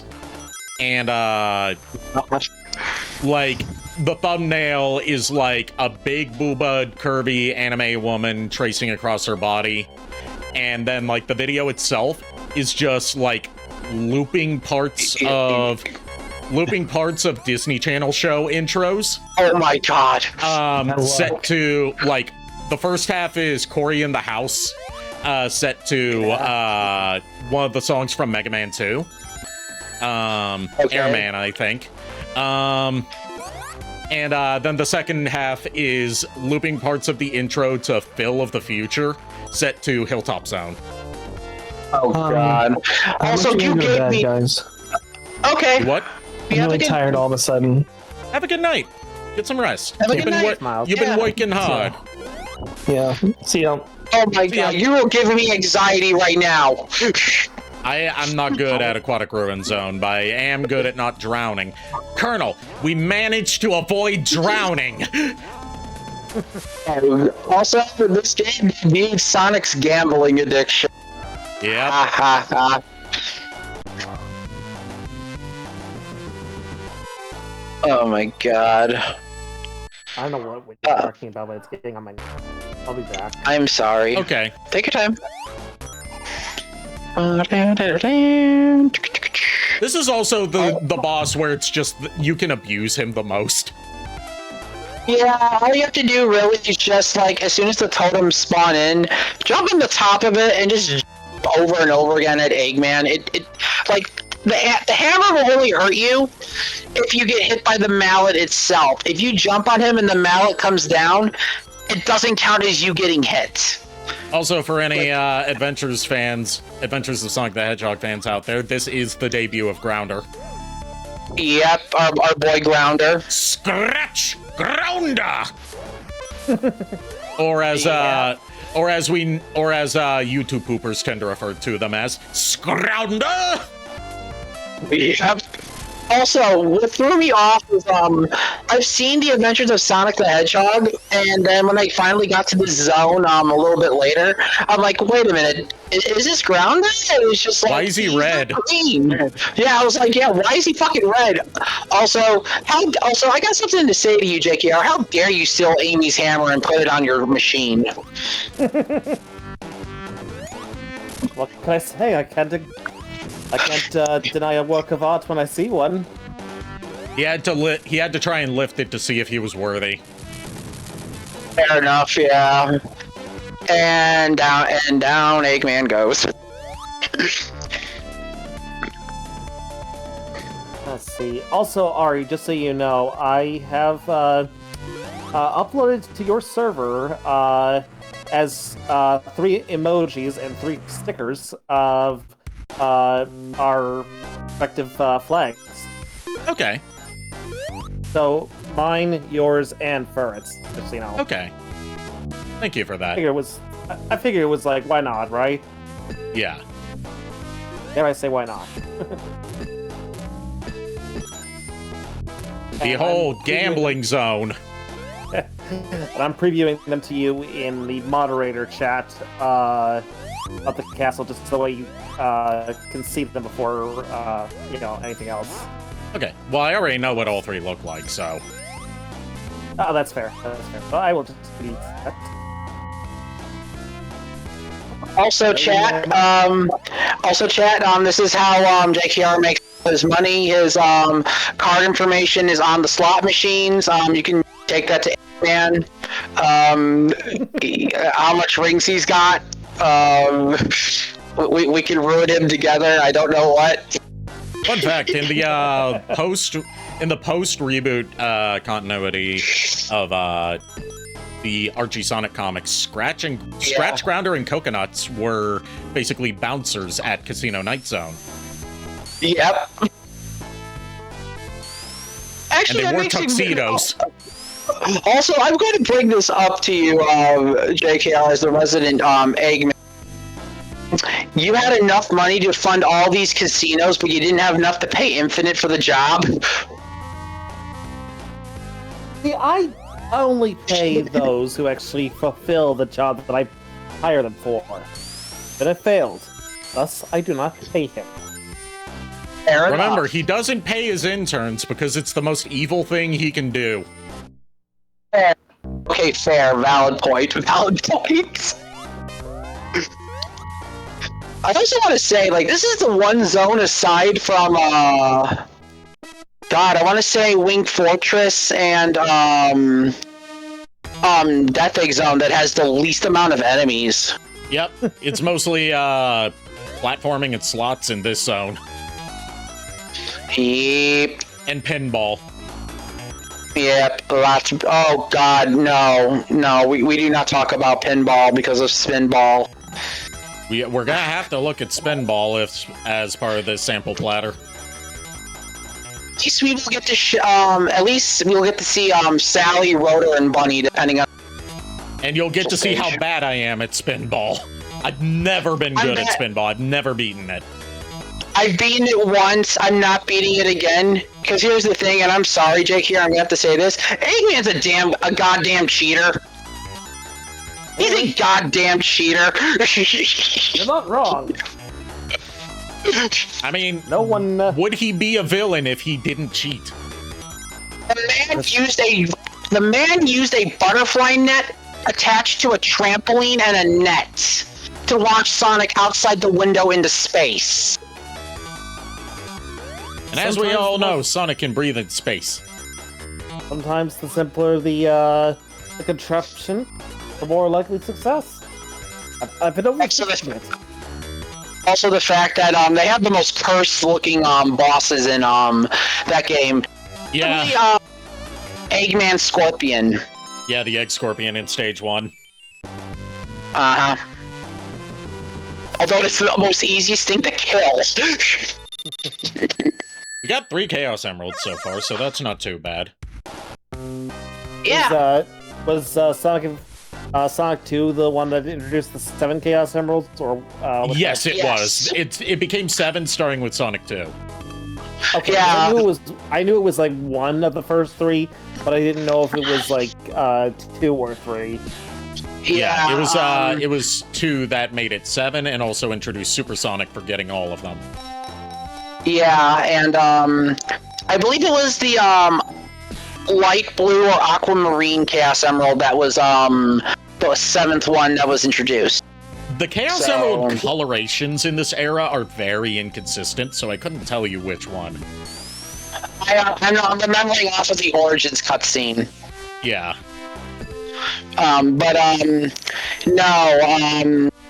Yeah, like, in my opinion, though, the reason why I only play this game with Tails is because I don't like getting all the emeralds with Sonic. Like, Supersonic will get you killed more than it will ever be useful.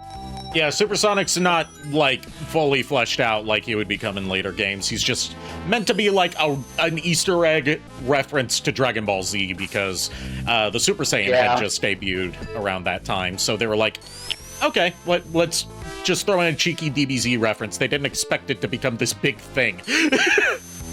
Also, one fun thing I used to always do in this game with the passwords and debug, after, like, you can make, like, a pseudo-hypersonic, in this game by, Guys? turning in the suit.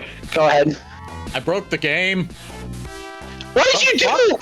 I no-clipped through a spring, hit an elevator that took me down to a lower level, and I'm permanently stuck in ball form, rolling back and forth with no ability to jump and get out of ball form.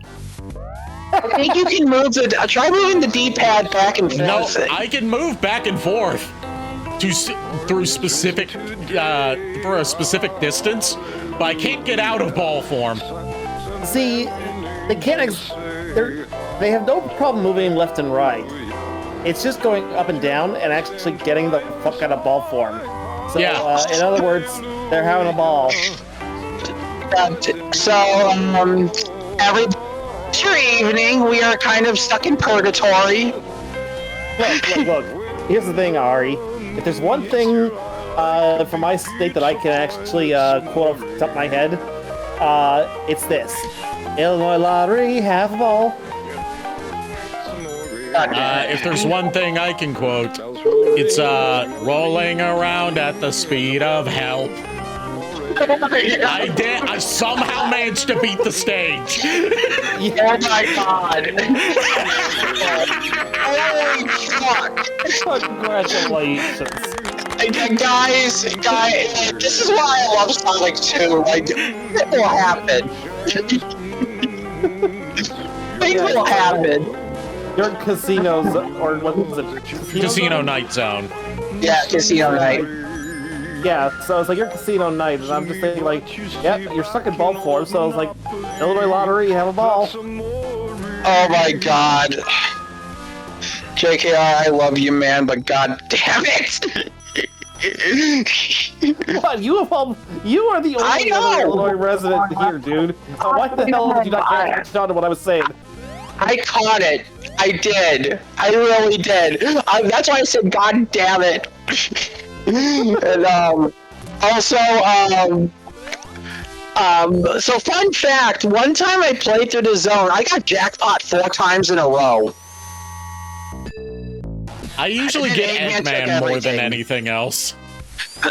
Look, what sucked was, as Supersonic, I got jackpot multiple times thinking, yeah, I'm gonna be good. All of a sudden, Eggman took all of my money. He took all your money. All your money. All your Monty. Must be funty. In a rich man's gunt. Oh my god. Alright, let's see if we can go 4 for 4. Let's go. Well, we missed one, but so we're kind of out of order. That's fine. I think we missed one. No, I don't think we did. I think you're on point, because you got 3 emeralds. Yeah. So no, you're fine. Yeah, I forgot it doesn't like cycle through random stages when you like depending on whether you missed one or not, like Sonic 1 and Sonic CD and even Sonic 3 and Knuckles does. It just keeps you on that same special stage until you beat it. Yeah, pretty much. Yeah, so, we're not getting this one. Oof. You win this one. Bitch.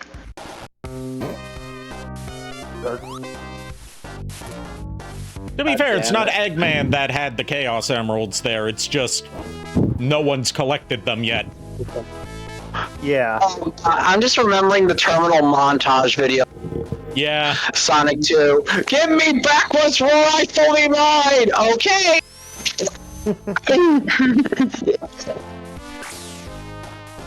One of the things that, since you brought up the terminal montage video that I'm thinking of is just Chili Dog. Yep. Oh my god. Sonic, give me all your Chaos Emeralds and I'll spare half your friends when I rule the planet. Jackpot. We get paid. So we got Monty. We got monies. 150 ring.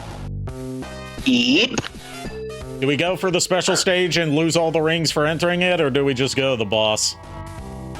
I say boss, but I mean, we're not gonna have those rings anyway with the way how this boss works. Yeah. But I would still keep the rings anyway because, sorry, but Eggman's kind of a bastard here, and you'll see why. Oh, jeez. So how do you feel about fighting him in a pinball machine? I love this. If I had a nickel for every game where you fight Eggman in a pinball machine as a boss fight, I'd have 3 nickels, which is a weird amount and can't buy me shit. Ow. All your rings. Yeah, we lost we lost $150. I had 170. Yeah, we can't. 70, but now we got 5. We lost 165. Oh God. No, it's I picked up 5 after that I dropped. I know. I was basically. I know. You managed to save. Now I'm down to 1. You managed to save 5 at first. Now you're down to 1. Yeah. Oh God. I only got $1. I can't even buy anything for $1. Fuck. And there goes my 1 because when it bounced away, it clipped through the bottom of the stage, and I still beat him. Yes. Have a good night, Shadow Dragon. Have a good night. Chuck has a question for us. He says, if any of you guys would like to join me on stream, I'd be happy to have you. Sorry for the late question. I was driving. Tomorrow night, Thursday night is my roleplay night with Lulu, so I would be watching rather than co-commentating. Yeah, and I've also got a stream I gotta prepare for on Thursday because DBY and I have rescheduled our charity streams from Tuesday nights to Thursday nights just here for me. But I am watching. I am pausing here and bringing up the browser so I can show you guys the video I was talking about that I forever associate with this stage. And no, it's not raining lobsters. Okay. But yeah, Chuck, I'd be down. It's just a matter of figuring out how to get the same sound setup as Ari has for when he streams to me. That's my only thing I have to figure out. But aside from that, I'd be fine. Also, question: how far do you want to go zones before swap games? I figured this would probably be like after I show this video, I would go back to the title screen, put in the level select code so we can show him the death egg zone. Okay, yeah, I was just wondering because technically we're at the halfway point of the game. Yeah, I feel like that's more than enough. Yeah. Also, what are your thoughts on oh no. I'm trying not to pause this too much because of what's currently on screen. Raindrops on roses and whiskers on kittens, bright copper kettles and warm. My left ear loves this. Same. Ori in the house. This is this is Crash Man. Yeah, Crash Man from Mega Man 2, and then the second half is Hilltop Zone with Phil of the Future. Yep. This is a legendary video that's been re-uploaded so many times because it keeps getting taken down. And it's been like... this originally came out in like fucking 2006 or something. I will say this, I can see Wily raving to Crash Man. Yeah. And then here's the Phil of the Future part. I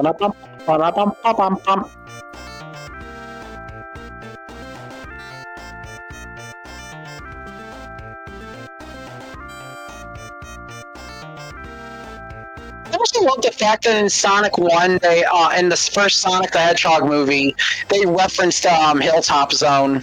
Yep.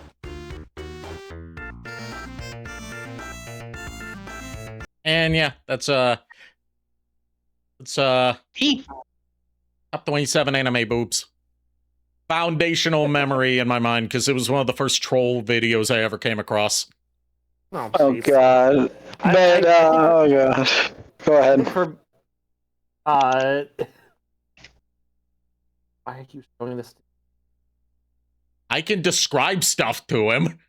I'm showing it to the audience more than I'm showing it to him. What's going on?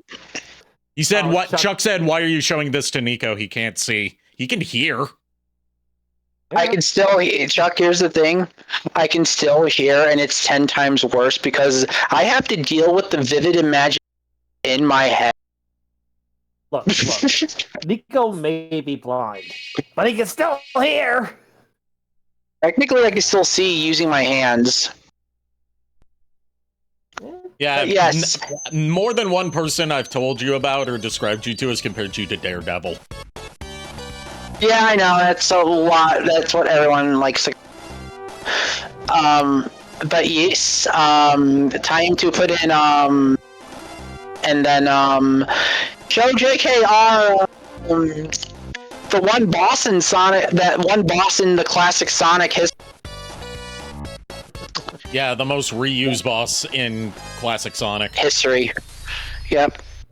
It's 1965. 19 and 9. Trying to remember. 1965. 917. I'll try that.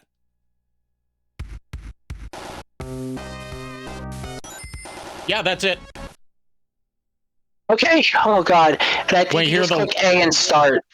Yeah, when you hear the ring sound, that means you've entered it correctly. I still got my memory. But yeah, and you can also you have sound test on here too, and this is where you can enter the code to get all the Chaos Emeralds.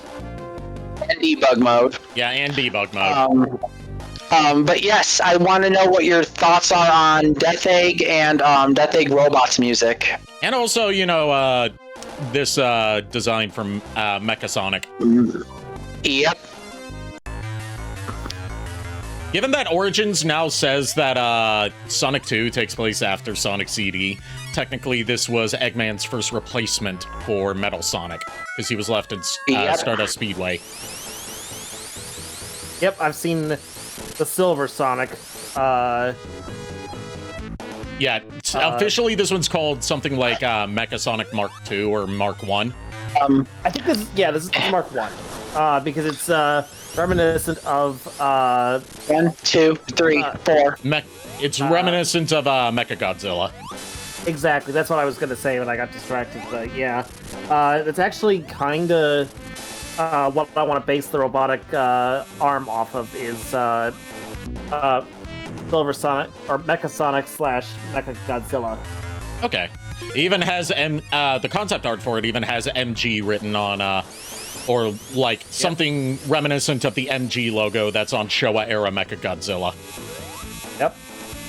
And like what I intend to do is like on the bicep, I think. It's called the upper arm. Yeah, that's the bicep. Yeah, have the Eggman Empire emblem on it because you know Eggman's gotta represent not just in the come here, Eggman. Physically. Yeah, not just physically, but like also on his arm as well, because he is that egotistical. Egotistical, more like it. Yep. Yep. And here's the Death Egg robot. Yep. Okay, I've heard this. I just forgot this is what this was because I've seen a lot of videos featuring this. That was my last life. Game. Yep. You. Yep. So that was Sonic 2. Do we do Sonic 3, then Sonic and Knuckles, or do we just do Sonic 3 and Knuckles?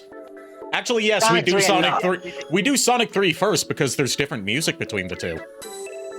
Right, yeah, I forgot about that. Alright then, go into that. And the music has its own complicated lore behind it. Yeah, because there were some tracks around Michael Jackson.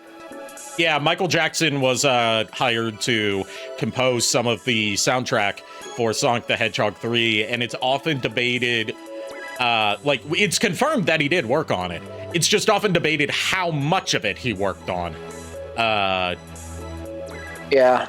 And we have more of a definitive answer thanks to a Twitter post by convicted felon Yuji Naka, and also what tracks were replaced in Sonic Origins. Yep. Okay. Although the extent of his direct involvement is still what's debated, because, like, if you look at the composer credits, you don't see Michael Jackson, but you do see people that worked with him on the production side of his own music, namely Brad Buxer. So it could very much be a case of, like, he had someone else compose it for him, and they would have given him the credit, which is common for this kind of work, because, you know, you don't want to spend millions of dollars getting Michael Jackson to compose music for your video game at that time when games didn't even have $1 million budgets. Yeah, Yep. no. Also, I'm going to say this about Sonic 3 and Sonic & Knuckles. The stage select code in this game is a... Sonic and Knuckles is easier to put in, and Sonic 3 and Knuckles is easy to put in. This one, you have that whole, like, transition of him coming into view. That is all the time you have to put in, like, a 12-button code. Yeah, it sucks.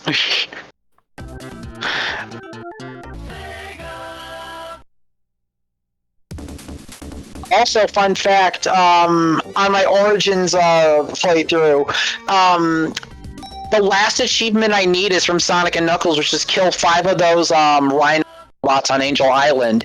And you have to find all 5. I only found 4. Oh boy. So that sucks.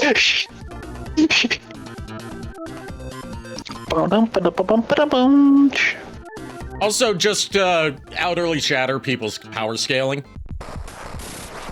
Knuckles just beat the super out of Sonic. I mean, to be fair, with Knuckles being the guardian of the Master Emerald, I feel like he would have the ability to do that because he can neutralize chaos energy. Like, the extent of Knuckles' abilities with the Master Emerald are like, as it, to quote Yu Yu Hakusho, they are as vast as they are inconsistent. Yes.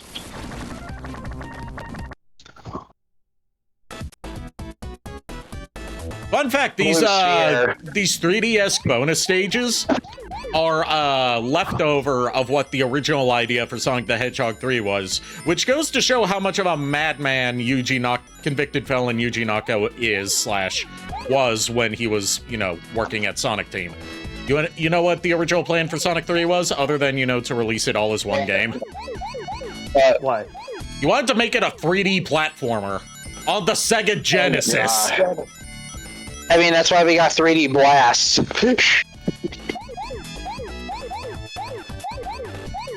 But, no, I find the Blue Sphere ones a lot better because, I don't know why, it's just like, when you focus hard enough on the game, your mind just shuts off and you just are able to do it. Yeah, that's why I like the inclusion of Blue Sphere as a separate game here, because it's just, like, fun to turn your brain off and, like, just go with the flow of it. Plus, you know, Blue Sphere is the longest game in recorded history. Yeah, and, getting a perfect with all the rings gives you a point free life. Yeah. And I love doing that because I like number going up. I think the highest I've ever gotten in terms of score with Sonic 3 and Knuckles was at least 200,000. Yeah, you get an instant 50,000 for getting every ring in a special stage. Which translates to an extra life and a continue. Yep, and I try to do that with every Chaos Emerald and every what? Super Emerald? Yep. Okay. Yeah, the Super Emeralds are officially not a canon thing.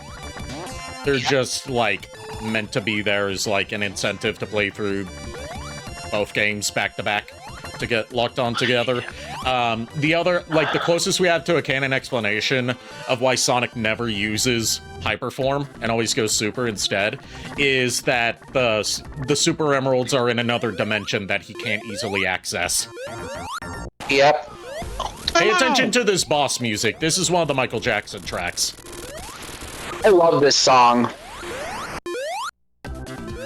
Like, some of the tracks were replaced in Sonic 3 and Knuckles already, and then the PC version used different tracks than some of the Michael Jackson tracks that were actually, like, from a earlier prototype of Sonic 3. And then those tracks were remixed with a Genesis with Genesis hardware for Sonic Origins. Yep. And they sound like shit. Look, original launch base, in my opinion, is better than Origins launch base. I am sorry, but it just is. I have a certain fixation with launch base zones music, and it's all because of a YouTuber I got into a few years ago called Frame Raider. Oh.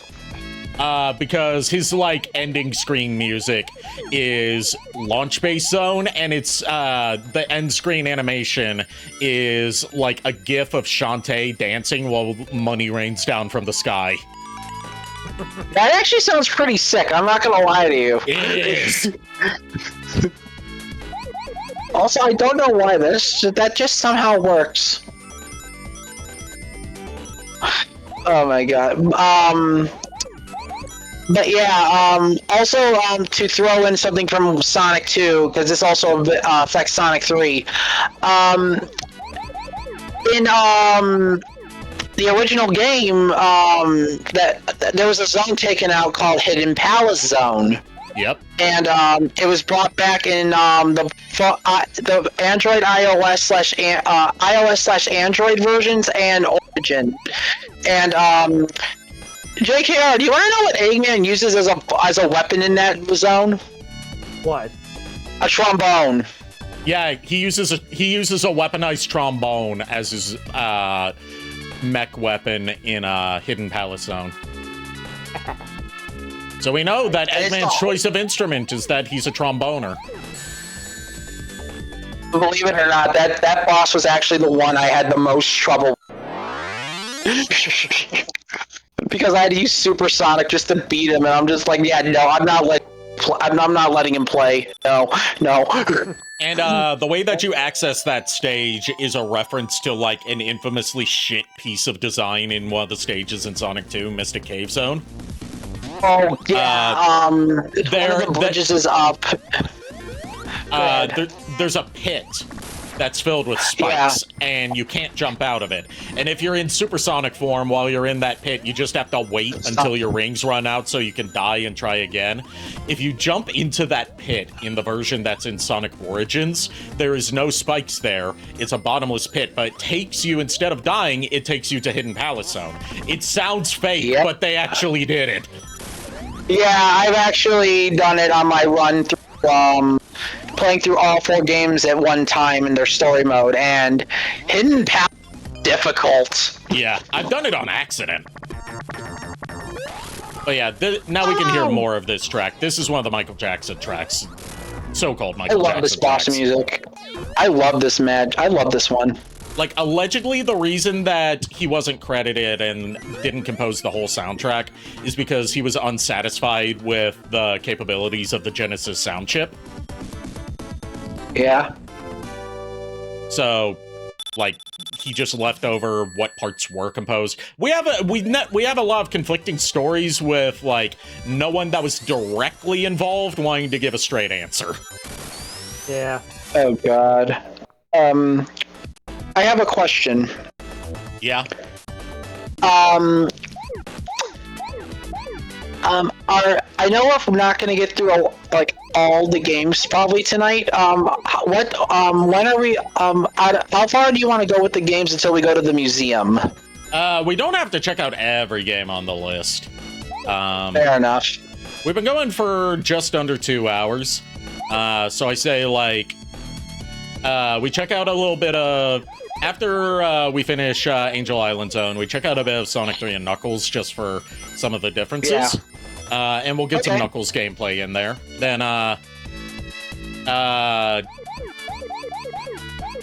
then we'll delve into the museum. We can even check out some of the manuals, because scans of those are included here.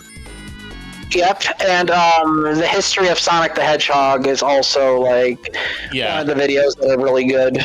Yeah, unfortunately, that one was taken out of Sonic Mega Collection Plus for the PS2 and Xbox. They replaced, like, all the cool, like, history and behind-the-scenes stuff, videos from,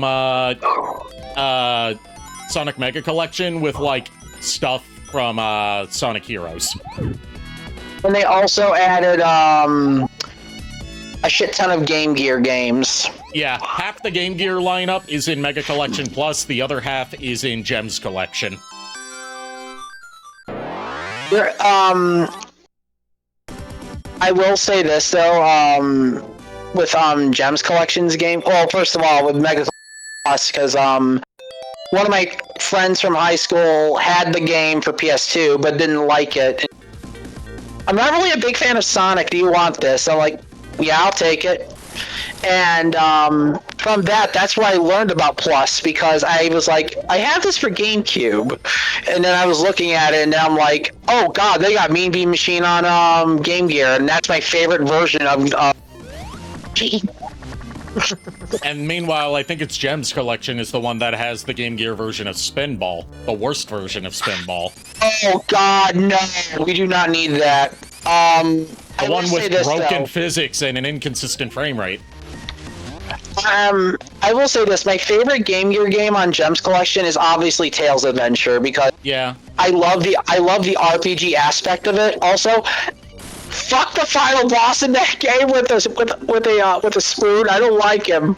I hate him. They also I think he's called, I forgot what he was called. He was like the Cuckoo something Battle Lord. Yeah, the Battle Cuckoo army. The Battle Cuckoo was what they were called in the initial release, but they've since been renamed to a more like reasonable to English speakers sounding the Battlebird Armada. Yeah. Also the fact that Tails was able to like drop bombs as he's flying, and I'm like, Tails is a menace in that game, because one of the weapons that he can get in that game is napalm. Yep. And a robot attack dog. Yeah, T-Pup. I love T-Pup. Literally, it's just like, and the funny thing is, it's just like, I just imagine like Eggman's like, fight a fucking army. I don't believe you. I refuse to believe you. You would love the animation that Some Call Me Johnny made as an intro to his Tails Adventure review. Oh god, I would have to witness that, because again, like, Tails Adventure is one of my favorite games. Then there's Tails Sky Patrol, and then I'm just like, okay, it's fine. It's like some of the Battlebird Armada soldiers are like teasing Tails, and Tails is just standing there, wide-eyed and smiling happily, but also with soulless eyes. And then like he presses a button on a remote, and T-Dog. T-Pup comes to maul one of the birds, and then, like, starts throwing bombs at them and blows another one up. And then one of them looks back and he's like, hey, we were just joking. Oh my god. And then he pulls out the drill tank and chases after him, and he's begging for mercy as Tails chases after him, inching closer and closer. Meanwhile, Tails is still just silently sitting there staring wide-eyed and smiling as the pre-hibernation week metal music from SpongeBob plays.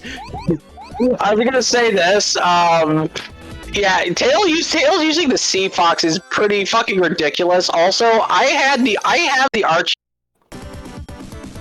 Battlebird Battalion reattacked, and Tails is older and has Bunny and Antoine there. And it turns out, the general of that Bird Armada had a thing for Bunny Rabbit. I mean, she's Bunny Rabbit. She's got that southern appeal. I know, but at the same time, like, she was married to Antoine at the time, and she's just like, you know what? I'm gonna go in there. I'm gonna pretend to flirt with this bird to get information, see what I can get. Man busts out the fine wine glasses and gives her mineral wine and dine date.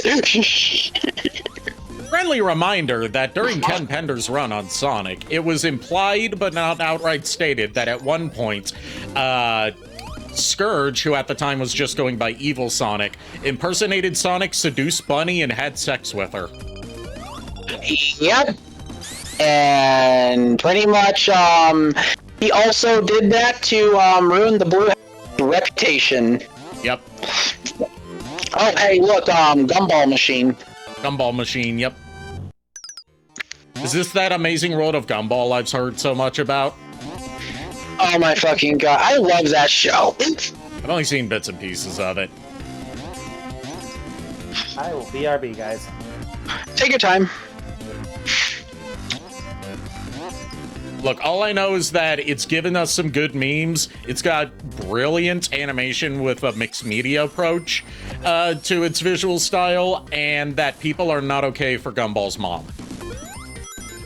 I can understand the reasons why.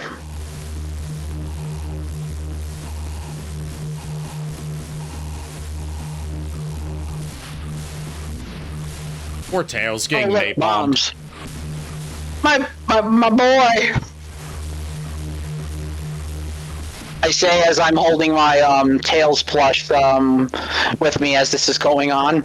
Meanwhile, I've got my Mephiles the Dark figure on my desktop right here, giving me blessings. That and a smaller scale figure of Supersonic that I still haven't opened. Tails just took out Eggman all by himself. He was pissed about. Well, look, he got napalm. He's kind of upset about that. His fur got singed. Can I just say, out of like the classic era Sonic sprites, this one's my favorite. Yeah, he looks that one determined. is a lot better. Yep. He looks determined but cocky. Mm-hmm. Oh, hi, Knuckles. Also, that little drum tune is one of the Michael Jackson tracks that got replaced in later releases. Yep. But now we go to Sonic 3 and Knuckles, or 3 and Knuckles, or just Sonic and. We could just do Sonic and Knuckles. I mean, might as well just what you want might as well just do Sonic and Knuckles, since I would be skipping ahead to the Sonic and Knuckles stages anyway. I mean, fair. Plus, we could just play through Knuckles' story because it's just the exact same game. You take some different paths in certain spots, and you have a different final stage. Yeah, Knuckles is Sky Sanctuary, and Death Egg Zone, with Doomsday Zone being the true final if you got all the emeralds. Yeah, because Knuckles' story takes place after Sonic's story. Yeah. Yep. I'm gonna go boom. You wanna know something cursed about these little chicken thingamafuckers that were chilling with them? What? All of the little critters from the Genesis era Sonic games have canon names. And Pocky, the chicken one is named Cucky. Yep, Cookie, there's, Pocky, there's, the Flicky, of course. Like, I don't think the Flickies have, like, straight names. I think it's just, like, Flicky. It's just Flicky. By the way, real talk, I love the Flicky arcade game. Like, that game is pretty fun once you get... Yeah. I've actually never played the arcade version because the Genesis version is the only one that keeps getting re-released, including in here. The arcade version is just difficult.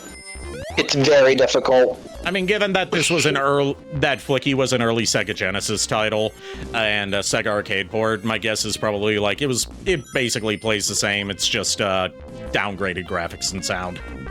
It plays the same, but the in my opinion, the cats are a lot more aggressive, as well as Iggy the iguana. Okay. they're more devious with how often they spawn. So, and welcome back. In this version of Sonic Mega Collection, you automatically unlock Flicky for having a Sonic Adventure 2 save file on here. But on PS2 and Xbox, since they didn't have Sonic Adventure 2, you instead need a save file from Sonic Heroes. Yep.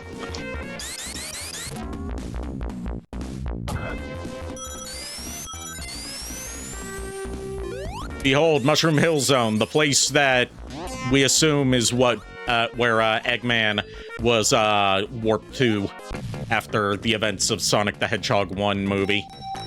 Yep. So, Given they did encounter ahead. Knuckles there.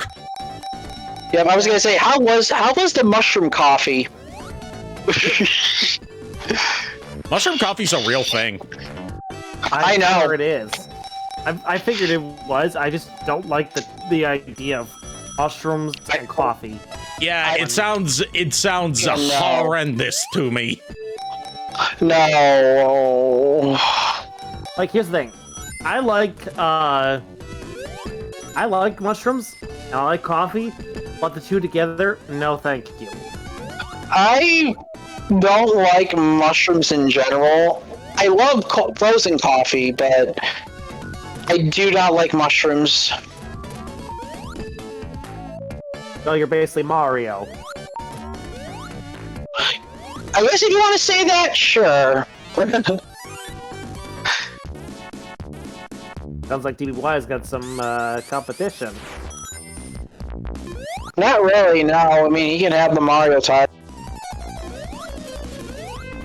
I mean, you can't blame Nico too much for stepping into DBY's territory. He didn't see it coming.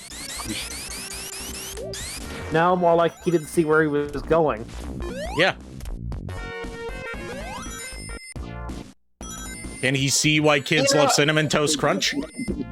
You know, Joker, the moment Tails took out Eggman with the final hit when playing Sonic 3, I laughed my ass off because you singed him with napalm.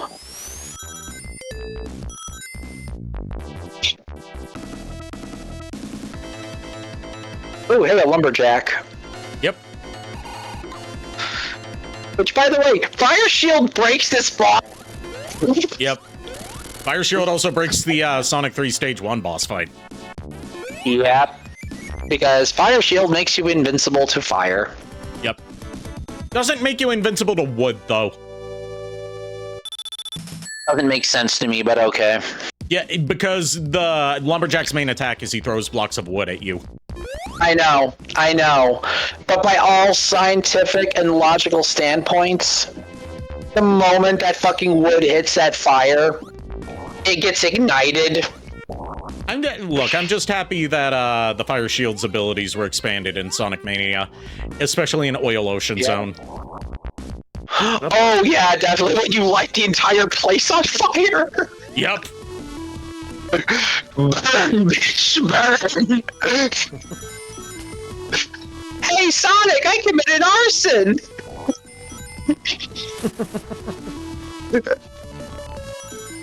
Smokey the Bear's gonna have a conniption fit. I'm also, Go ahead. I'm also multitasking because I'm like putting some files away. I've had a very unorganized folder on my flash drive, so I'm like, I'm now. Okay. Mainly because it's like I'm nearly done with it anyway, so I might as well just finish it off. I'm gonna bump it until I do.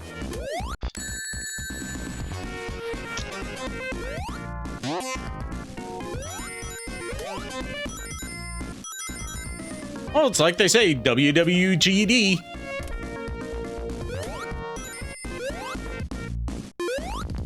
I'm afraid. I am too. And no, it's not what would Gex do. The G stands for Jesus. Nick, did you hear something? Oh, you mean the fact that RE just spouted some of their usual bullshit? Sounds about right. Yeah, no, I didn't hear anything. Yeah. God damn it. You're welcome for that. Thank you. I can do you one worse, courtesy of Cat Icarus. Oh no. I think Jesus is pretty G-sus. To put it in the words of Cheese to Chow from the previous we watched, man, I didn't know you can do that with a codfish.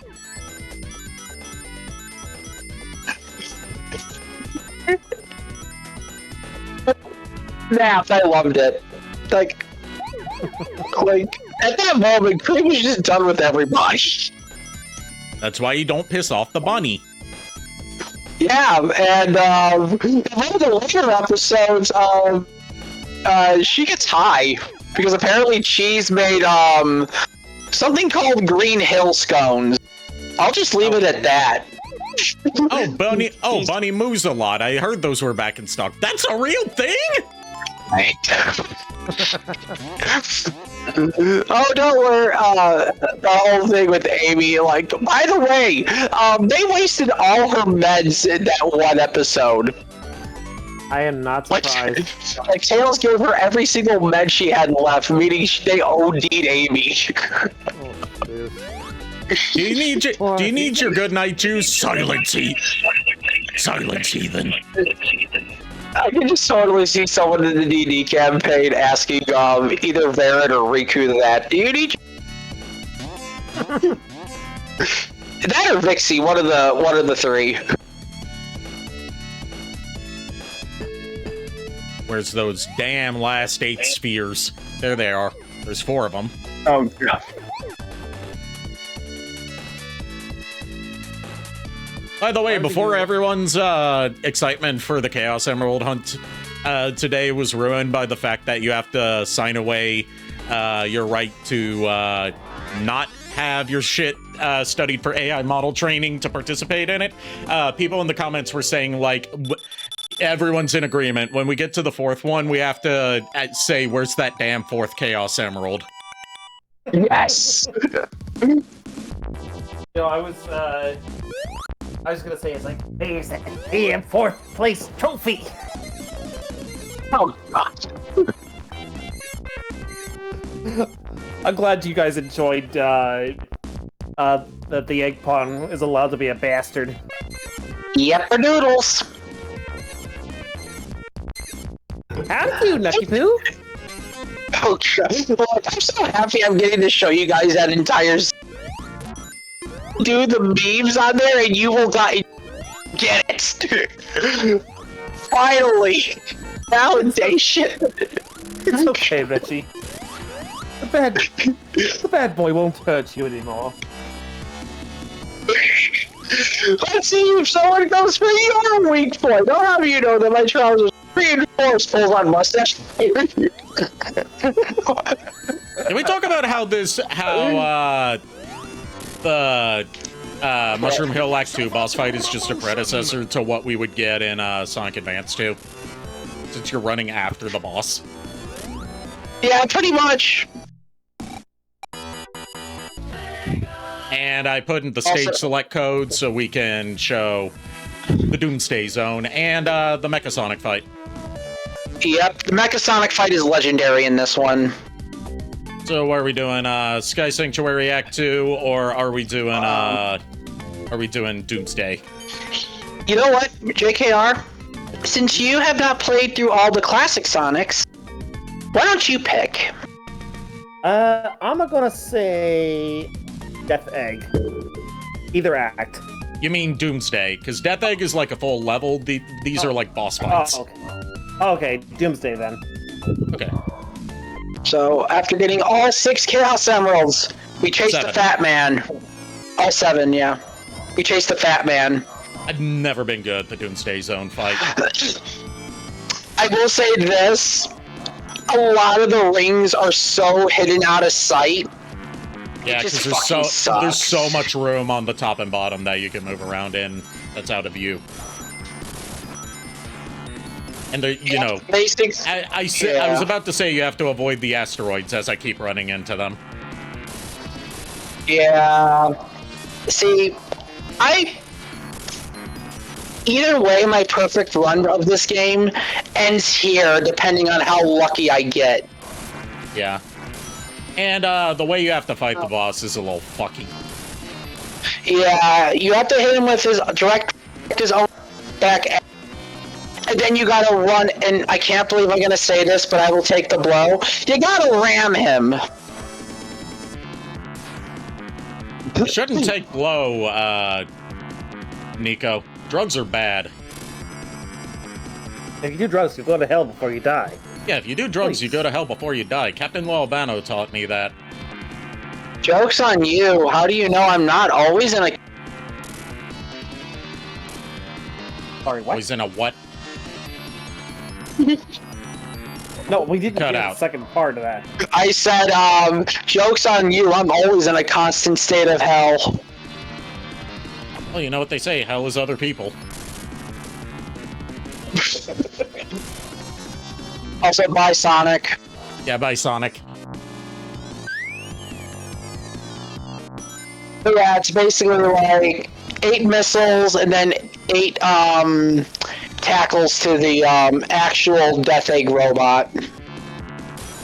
You can also do this fight as Hypersonic, depending on if you've collected the Super Emeralds or not. Thankfully, it doesn't make it like, oh, if you got the Chaos Emeralds and then didn't get the Super Emeralds, then you're locked out of the fight. No, you still get to play it as Supersonic.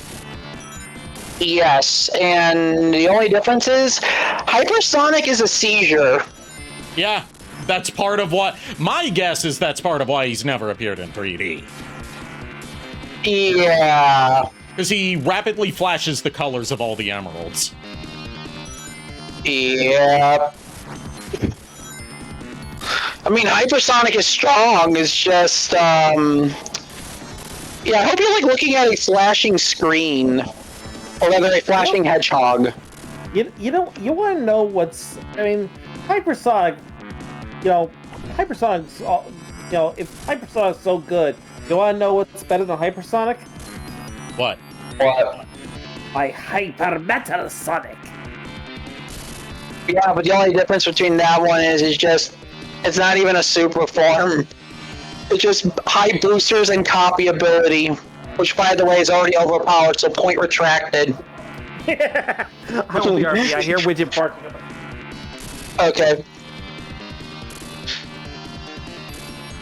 There's one thing I hate about this fight that I find very cheap. The rings still go down even after a first phase dies. Yeah, like they're doing right now. I ain't making it. That is cheap. Especially since you don't get any ring refills during the part where he's actually on screen. No, it's just not enough to make a significant difference. Not during phase 1, you don't. Well, not phase 1, no, but during phase 2, that's when, and phase 1's the part that's gonna take you the longest. Yeah, because you have to, first of all, have enough rings to actually survive the battle plus the phase transition. Yep. Like, if you don't have enough, then, you're plummeting. Yeah, I SA2 style. I love Sonic 3 and Knuckles. I'm not afraid to call out some bad design parts of it. Same. I'm gonna be RB again. I'm just gonna bring like Hares is barking up the storm. She's not gonna stop. Okay. Time. We're still chasing chasing Eggman and dying. And I'm on my last life. Which is why I like the Metal Sonic fight a lot better. Yeah. It's also the closest we've gotten to seeing a Super Metal Sonic. Pretty much, yeah. Even though it technically wasn't Metal Sonic. I actually, even though I'm like a total sucker for Neo Metal Sonic, and I like the more modern design for Metal Sonic's proportions, I like the overall look of Mecha Sonic Mark II better. Like, that's my favorite. Same. And then it's just not used again. Yeah. Like, this Metal Sonic and Hyper and Neo Metal are like the two forms that never get reused. Well, Neo Metal at least got some love in the IDW comics. Yeah, also Neo Metal got put into Sonic Rumble. Oh, cool. Still not making it through this phase of the fight.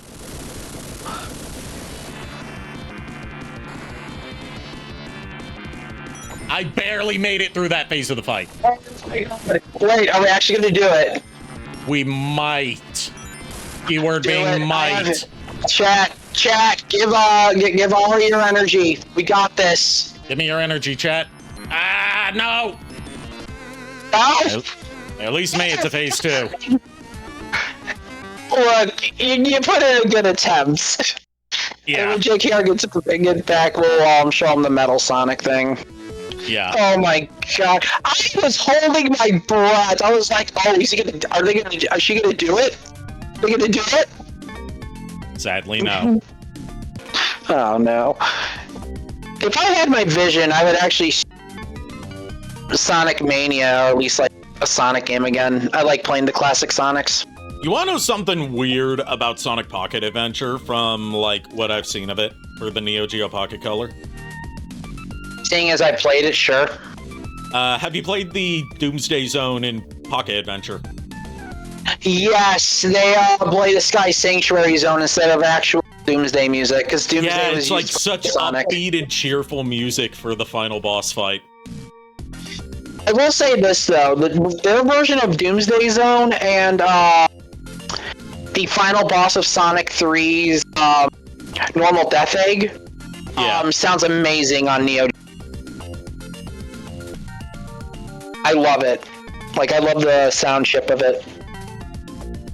You know what I'm pretty sure Corone's favorite boss fight in Sonic 3 and Knuckles is? What? The part of the Death Egg robot fight where you have to, like, attack its fingers. Because Yubi. Yeah. Give me your Yubi. Hippity hoppity, your Yubi is now my property. Young Segoi! Boing up!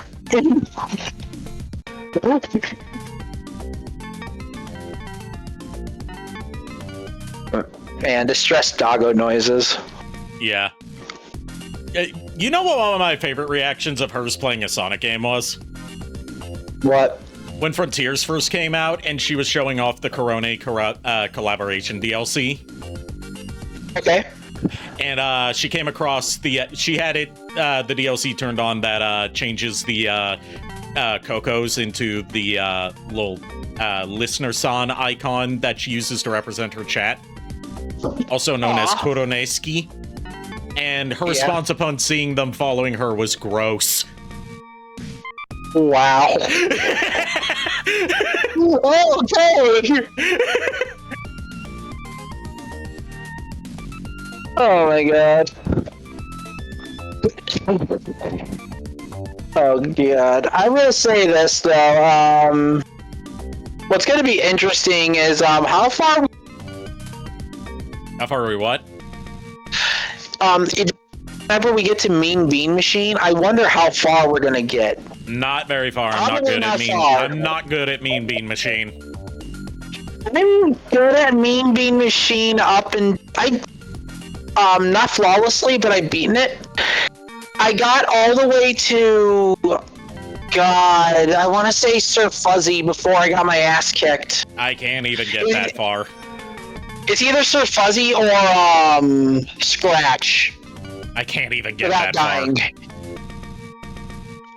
Look, I've done a flawless run before, but I'm not gonna do a flawless run again because 1, Scratch is an asshole, and 2, the speed is ungodly with Robotnik. Oh gosh. Yeah. Someone say my name? All right, time to. We're talking about how you play. Yeah, we're talking about how you run. How you what? Huh? How you run jelly beans, Eggman. Oh, the Mean Bean Machine. Yes. Beep.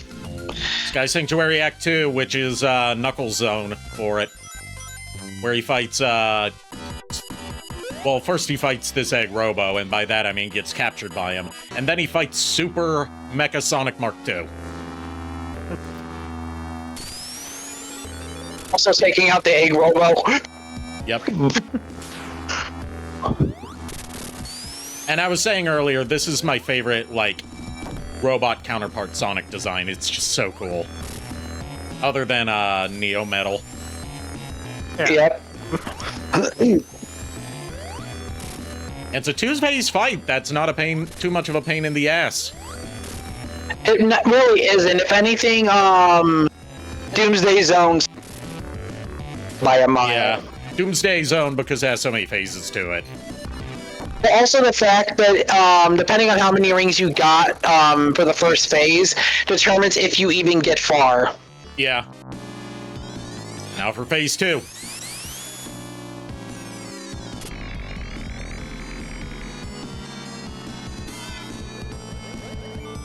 This is the closest we've ever gotten to seeing a Super Metal Sonic, officially.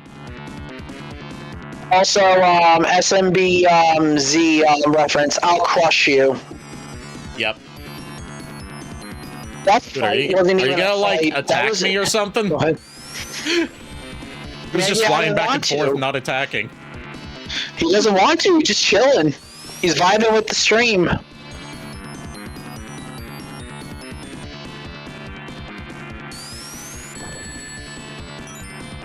Ow. It's okay, I got 2 of my 3 rings back. I was gonna say, I think he does something depending on how far away you are from him. I'm not sure. It's been a while. He was just going back and forth, over and over. Look at me, I go down. I go meow.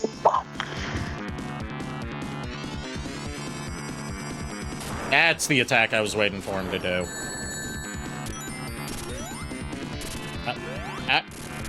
Okay, I got a hit in, at least. Let's start advertising, make some real money.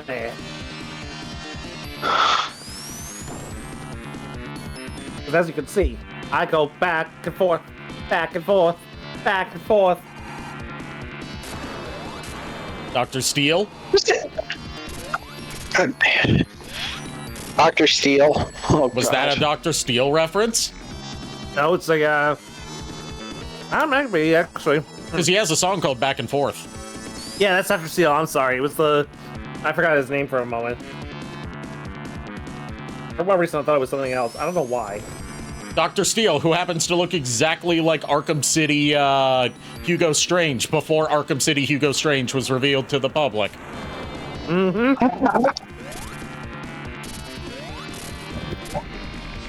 Yeah, this is just a lot of patience. That's literally it. Yeah. It's just a waiting game. Yep. And then you got Doomsday Zone, which is just like, hey, gotta go fast. Also, gotta get enough rings so I don't die. Yeah. Which, that was also the first time we had a Supersonic boss fight in a Sonic game, which would go on to become a tradition starting with Sonic Adventure. Also, I was gonna say, you almost got it. You almost had him. Yeah. I'm sorry, you almost did. I just got screwed by the ring spawns.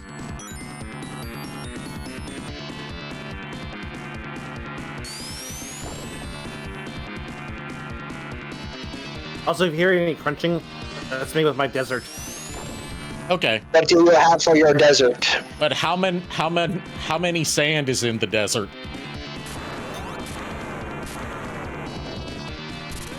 No sand in this desert. What kind of desert do you has? I mean, I hate sand. Of course, it's rough, irritating. It's everywhere. I need to show you a bit that Vinny did that was him improving as both Watto and Anakin. Oh god. Where it was Nico, yeah? to answer your question, Nico, it is Grek yogurt with a little bit of strawberry jelly, sliced banana, and my kashi granola. Oh, nice. I've got no wings left. Oh no. Well, you got this. I have faith. I have faith. But honestly, the bit, yeah. I was just gonna say, back and forth by Dr. Steel would actually probably fit this boss fight. Yep.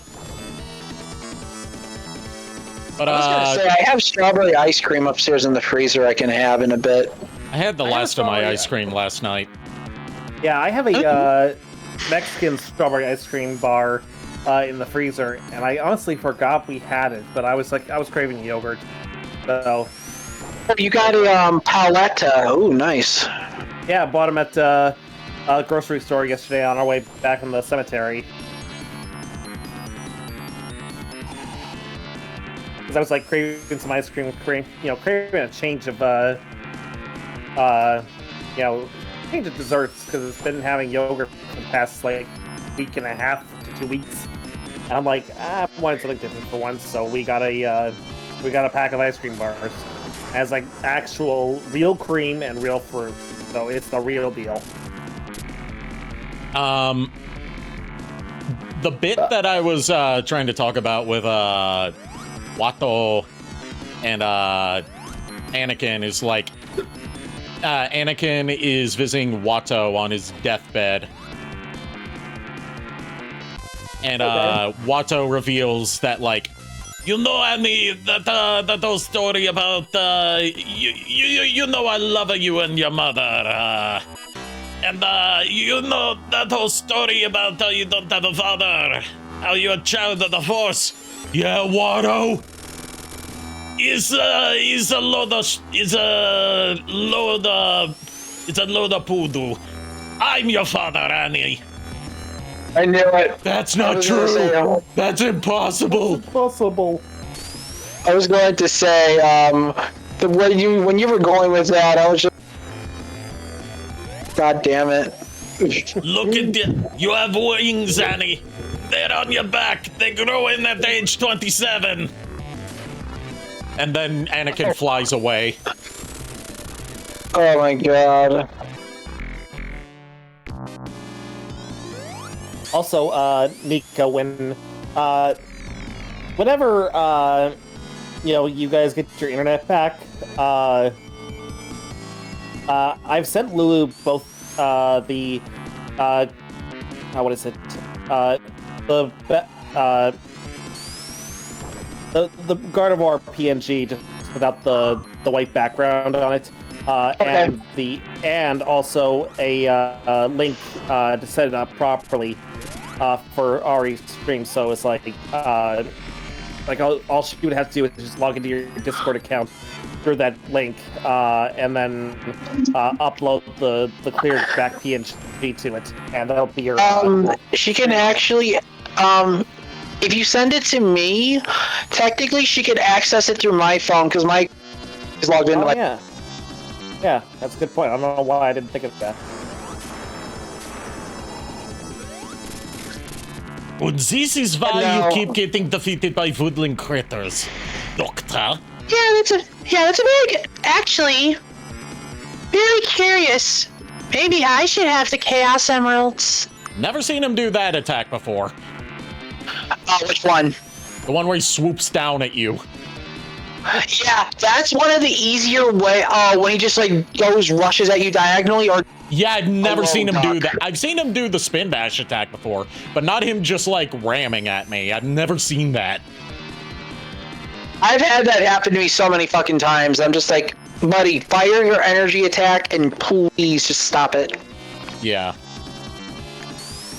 Well, it's time to give Pepper the Chaos Emeralds. Absolutely not. Now think about it. What if I were to rebuild Gamma? And not your Gamma, my Gamma. And power it with the Chaos Emeralds. I would be unstoppable! Honestly, Doctor, you just hoarding all the Chaos Emeralds for yourself kind of seems a little unfair to the rest of us. I am a card-carrying villain. I do not claim to play fair. Look, I am intent on conquering the Segaverse. We're all just here to, we're just here for, we're together because, several heads are better than one. We share resources, after all. I mean, that is true. After all, I like studying all your heads, if you know what I mean. Is a pocket monster coming on to us? I believe No. Yes. No. Madam, we do not swim Stop that. way. I am a happily taken, psychotic yandere Gardevoir. Thank you very much. Besides, I don't do humans and talking eggs. Look, it's a giant talking egg. Silence! I am Dr. Robotnik, the greatest scientific genius in the world! Whatever you say, Eggman. And we beat him. He's always nice. He's always up to no good. Now what do you want? Nico? You're always up to no good. Now what do you want? What do you want? Yep. You guys stepped on my line. There's like enough! I've got big plans, and now I'm going to put them to work. He's always up to no good. What are you up to? I want all the Chaos Emeralds. You better not interfere, or else! Maybe I should have all the rock candy. Actually, that's a very good point. Have you ever tried licking one of them and see if it's like actual flavors? Note to self, experiment to do later. I don't know why I went from say with that. I was wondering why. I mean, the blue one tastes like blueberry, the red one tastes like cherry. Confirms the red emerald tastes like red. And the blue emerald tastes like blue. Yeah, fair. And the pink emerald tastes like pink. Now the pink emerald is pink lemonade. I was gonna say bubblegum, but okay. That works too. Here's how I see it. The green one is limeade, the yellow one is lemonade, the red one is strawberry lemonade, the blue one is blue raspberry lemonade. The silver one is mystery flavor. Now the silver one's just water. Oh. We are not at liberty to discuss what the silver one tastes like. Oh God! All of a sudden, Yargamy just somehow eats for one hole. Time to go into extras. Yeah. Extra. Read all about it. Extra, read all about it. So what are we doing first? This fucking music. Yep. Let's save the comic for last. Let's save the comic for last. Yeah. You want to do what do you want to do? I don't know. What do you want to do? History of Sonic, since I say it is Sonic's anniversary. I say the movies.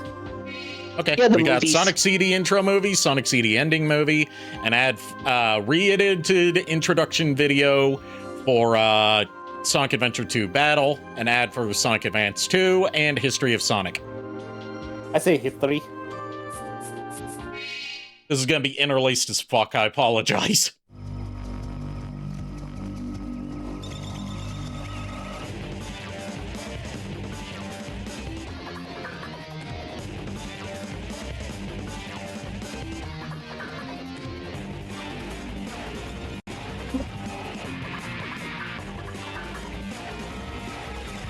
I mean, say what you will, like adding the movies and like, stuff in the museum is just great.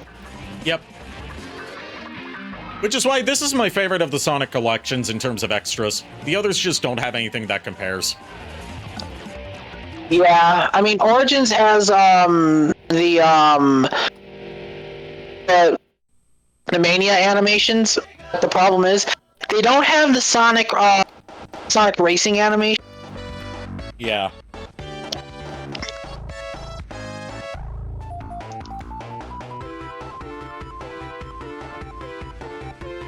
Sonic 1. Sonic's grand debut. Grand? Oh God. Grand debut! Oh, He's Granddad. down. Why is he here? Why is he here? Go ahead. No, Granddad. Not you. Not you. This was the beginning of Sonic's battle against Dr. Robotonic. Did they actually say Robotonic in there? Yes, they did. Yep. Oh, jeez. And now we have the game where my boy shows up.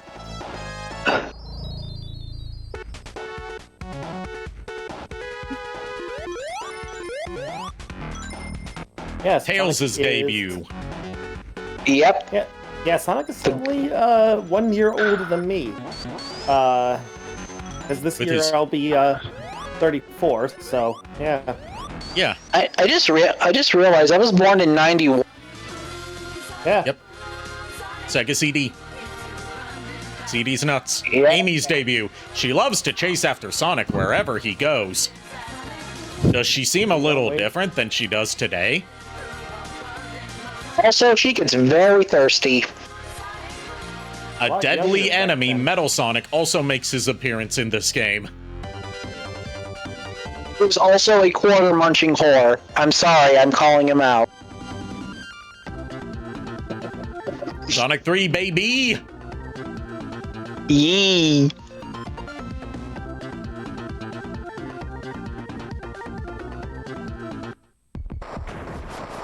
Sonic's rival Knuckles' debut. Once Sonic's enemy, he became Sonic's trusted ally. And that's it. Now Sonic and Knuckles. Oh, God. I've said it before, and I'll say it again. When I was younger, I legitimately thought, because I had never heard Knuckles' voice before. I had never even, because I started playing the old games before I watched Sonic X. And Sonic X was, my introduction to, my real introduction to, Knuckles. Because, actually, it was my introduction to Knuckles, out hearing a voice and everything. I had seen bits and pieces of, Adventures on when it was on Toon Disney late at night. He wasn't in Adventures, he was in Underground. No. I'm saying I'd seen Sonic Adventures of Sonic the Hedgehog, but I never saw Knuckles in there because I only he wasn't in that show. He hadn't debuted yet. Yeah. But the show that introduced me to Knuckles and actually hearing a voice was X, and I was surprised to hear that he was a dude because when I was younger, I legitimately thought Knuckles was a girl. Because so did Scott the Woz. It's the long dread. It was the long dreadlock hair that made me think he was a girl. Also, I was gonna say the Sonic Jam one that showed up. Also, was supposed to be Robotonic again. Yep. I was gonna say also the Sonic Jam thing with the Sonic World was I think it was prototype or beta. It was a prototype. It was a world that they put together from what prototyping work they had done on an early version of Sonic Adventure that was initially supposed to come out on Sega Saturn before development moved to the Dreamcast. Yeah, I was trying to remember. Definitely after this video, I would like to ask if we could see the Sonic Advance. The Sonic Advance 2 trailer, yeah. Yeah, because again, debut of one of my waifu. Vanilla the Rabbit. Yep. Actually, debut of both Best Bunnies. One that must be protected, the other waifu. Hey, Timo. Also, hey, Timo. Hello, Timo. Glad to see you leave. You leave. I can't hear the Mushu saying "I live" thing without thinking about the intro to one of I think it was the intro to Aladdin Commits Suicide, where it's like Mushu, awaken, I live, die. Yep. Oh God. Yeah.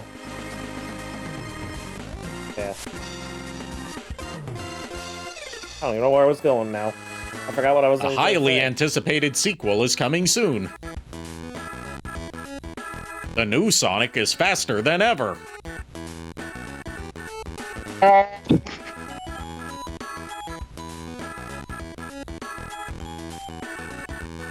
okay, realistically, I love the Music Planet level. Like, that level is fun. You say that as that's the one that's on screen. Yeah. Blast through with extreme speed. Ephraim!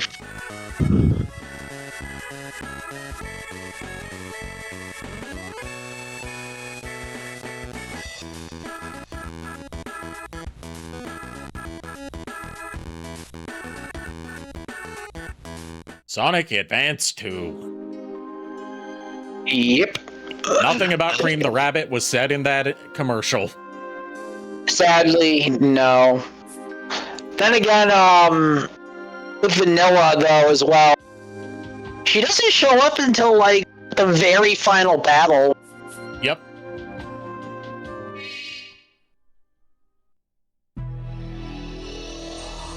Oh, here we go. Peak. Damn straight. Peak Sonic animation, at least. If not a peak game. I love this music more than the Japanese version. I love this intro better. So, like, I did not know what a Sega CD was, or, like, you know, there wasn't easy access to online video of Sega CD stuff, or, like, videos or pictures of Sonic CD back in the day. So when I saw, like, all the Sonic CD stuff that's included in this being, like, really high-quality animation, I thought that's what the game looked like. And then I finally got to play it in Sonic Gen's collection. I'm like, oh, it's just like Sonic 1. Yeah. I will say this, though, and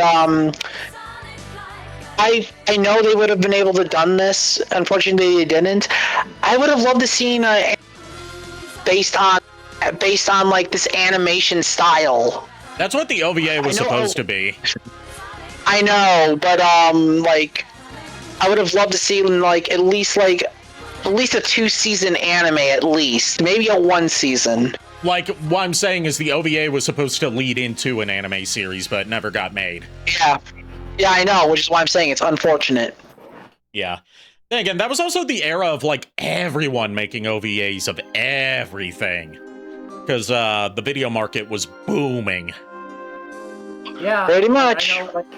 I know, there's, like, few OVAs of, like, Darkstalkers, you know, then there's also, Fatal Fury. The OVA for the manga Gunsmith Cats, which honestly is actually pretty good. Yeah, there's the Tekken OVA. There's like everyone was making OVA. Yeah, the Sonic OVA, as we mentioned.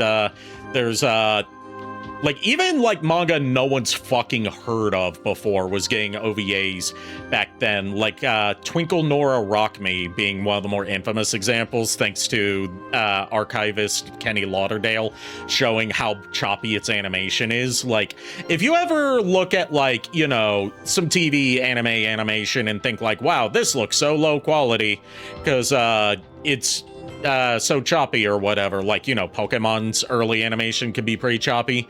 Look at Twinkle Nora Rock Me. It's not measured in frames per second. It's measured in seconds per frame. Oh. Jeez.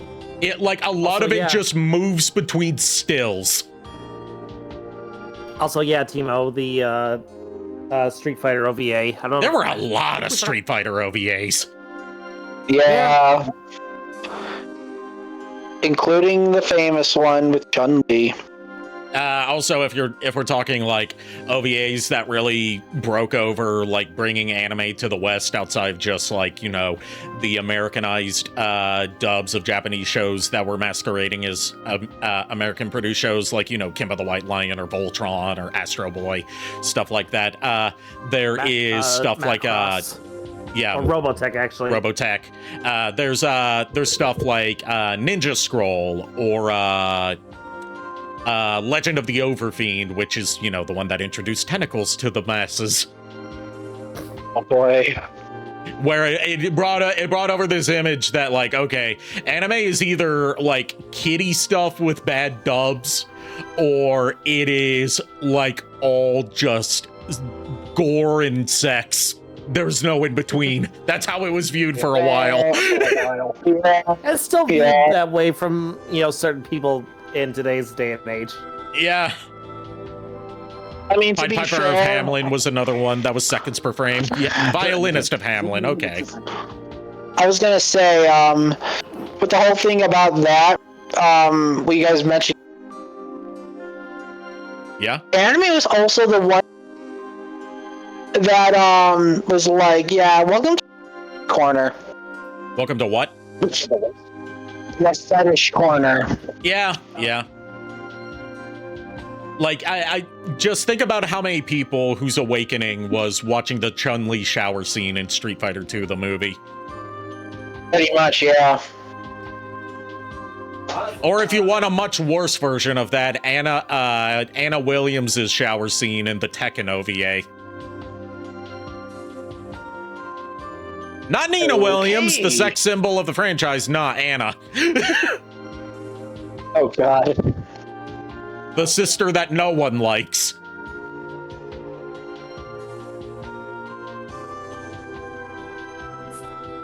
Yeah, like the Street Fighter. You're really far away and hard to hear. Oh, okay then. I'm actually dusting my bottom shelf. Okay.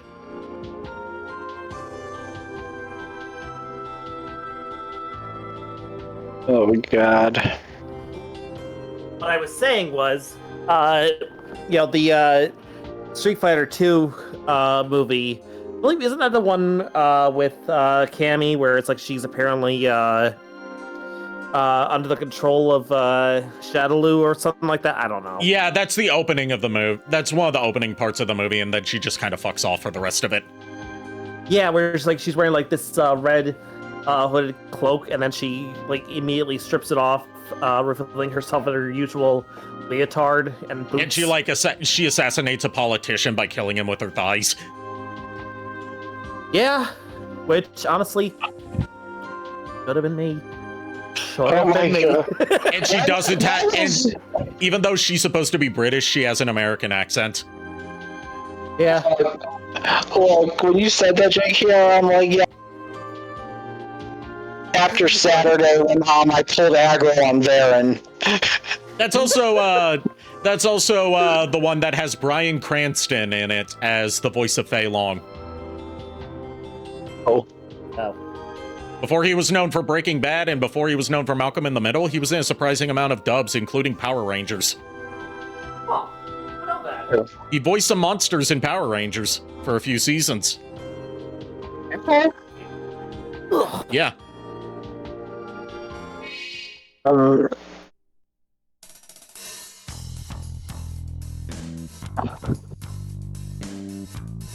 I'm actually happy I was able to find a classic Amy plush at that new anime store. All that. I am too. Yeah. So. Also, this is a weird version of the weird way to include the Sonic ending movie because it plays both the good and bad endings together. I mean, it's literally the same ending. The only difference is Little Planet reappears and it just says try again, or it just shows all flowers dancing. This scene of Eggman flying away holding one of the time stones, then Sonic like revs up and throws a rock at him is not in the good ending. Yeah, I know. It's just that's more the bad ending, but the good ending doesn't say that, doesn't show that, and it just shows the planet just disappearing, not in an explosion. Yeah, and the planet freeing itself and disappearing, having had the life restored to it, is not in the bad ending either. It's like you get one or the other, but it's both set to the same song. That's also why the timing's a little off from the music and animation in this. I was going to say, when the planet explodes in the bad ending, if you look closely, you can see the time stone scatter. Yep.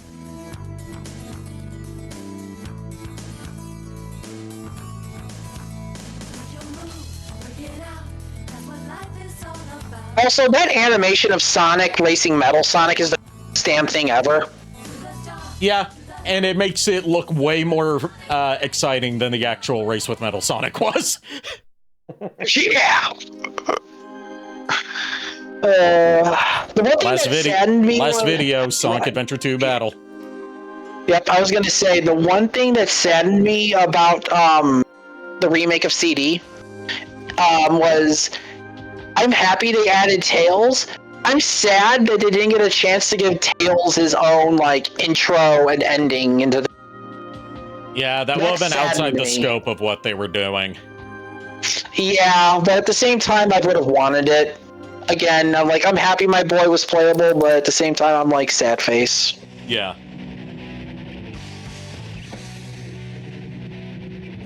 Oh yeah, Adventure 2 Battle. Best Chow Garden, fight me. Sonic is now available on Nintendo GameCube. Now you can also enjoy Sonic's famous blazing speed in two-player versus gameplay.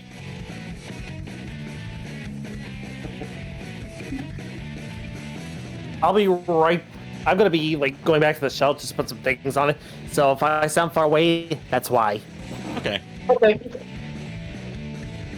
But no, Adventure 2 Battle is like the way to play this game. I love it. Yeah.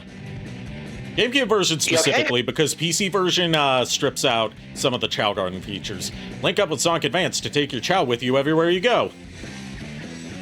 Just the only way to get the damn Onyx egg. Yep. Just now in 10,000 stores. rings. I love that game. I played the hell out of it. Also, I spent way too much time in Chow Garden. So did I. Let's see, we got the illustrations to look at since we're doing the comics last. Yep. We got illustrations of Sonic. We'll go through them in order. It also has like the I think the bios of each character. Yes, like short bios of them. He loves freedom and hates injustice. He can be short-tempered, but if he sees anyone in trouble, he's the first to help out. He's Sonic, the world's fastest hedgehog. Older illustration of Sonic from the Japanese character style book. This Sonic image is also a corporate icon for Sega. This scrolls by so weird. Yeah. It's like a scroll, like a crawl or whatever. Like yeah, it's like one of those headline tickers at the bottom of a like news channel. Yeah. Color guidance for Sonic the Hedgehog. This is for the Western stuff. Older illustration of Sonic from the US character style book. This is a well-known image of Sonic from Archie Comics cartoons. No, it isn't. Sonic has a much more mellow look to him. This is not from the Archie comics. This is from the Deke animations. Yeah. And includes the exact colors that are used for different parts of them. Given that back then these were not digitally colored, you had to hand paint these with the right colored paints on the cells. Pretty much, yeah, and in that in and of it's difficult. Yeah. So now we know exactly what shade of pink Sonic's tongue is. Oh God, are you good, Ari? Yeah, I'm fine. Yeah. Okay, I'm just making sure. What you heard was me plopping into my chair. No, I know. It's just like it sounded like just making sure Ari was. Yeah, I'm tired. fine. I was like, no, I'm fine. Okay. New illustration of Sonic from the International Character Style Book, Part 1. This Sonic looks more hip with his cool green eyes. Modern Sonic. Yeah. Yep. Modern circa 1999, given that this is Sonic Adventure 1 art.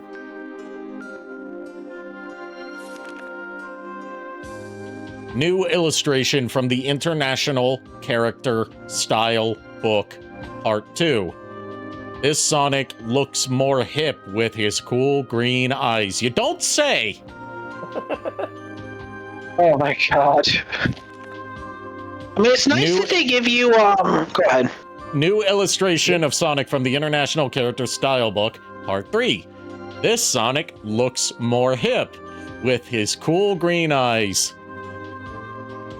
Okay. Probably gonna say the exact same few things. Yeah, it sounds like a broken record to me. New illustration of Sonic from the International Character Style Book, Part 4. Taking all bets. This Sonic looks more hip with his cool green eyes. Yeah, look, at least they're giving... go ahead. Sorry, I keep interrupting. It's just like my autism's like I can recognize that this is a piece of key art from Sonic Advance. No, you're fine. I was gonna say at least they give like the color palettes of like some of the art for Sonic, and at least some of the artwork looks really nice. Yeah, the only ones that they give the color palettes for is for the cartoon designs, like the peak cartoon designs, because you know, these are from the style guide for the cartoon. Yeah, I know this one because Tails has one too.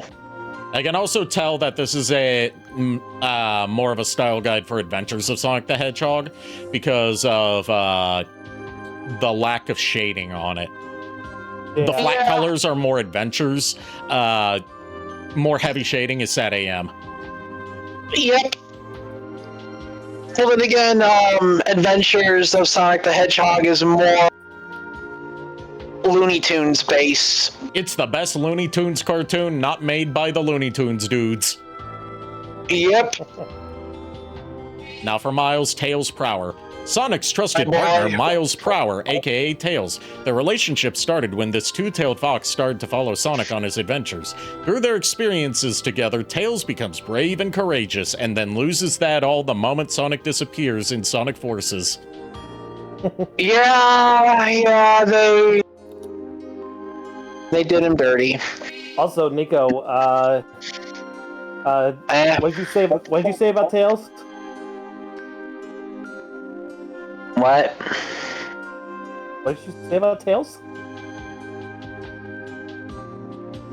I don't remember. I don't know what you're talking about. Something about he was your boy. Yeah, he was my boy. He's my boy. My boy. This illustration of Tails resembles classic Japanese animation. He looks cute and somewhat shy, but that's what makes him so adorable. Look at this fox. Look at this boy. Yeah, I'm looking at him and I want to. He's a good boy. I ain't getting shy from this image. Well, not really shy. Well, not in the art style, but even so, like, also no. Now I'm more hell-bent on cosplaying Tails. This is definitely Adventures of Sonic the Hedgehog style guide art. Yeah, that's definitely that Tails. Mostly because Tails didn't do shit in Sad AM. Nope. To be fair, in Sad AM, he was still like 4 or 5 years old. Yeah. So what's like, he was smart, yes, but what's an actual like kindergartner or toddler gonna do against a menace like Robotnik in Sad AM? Honestly, ask yourselves that.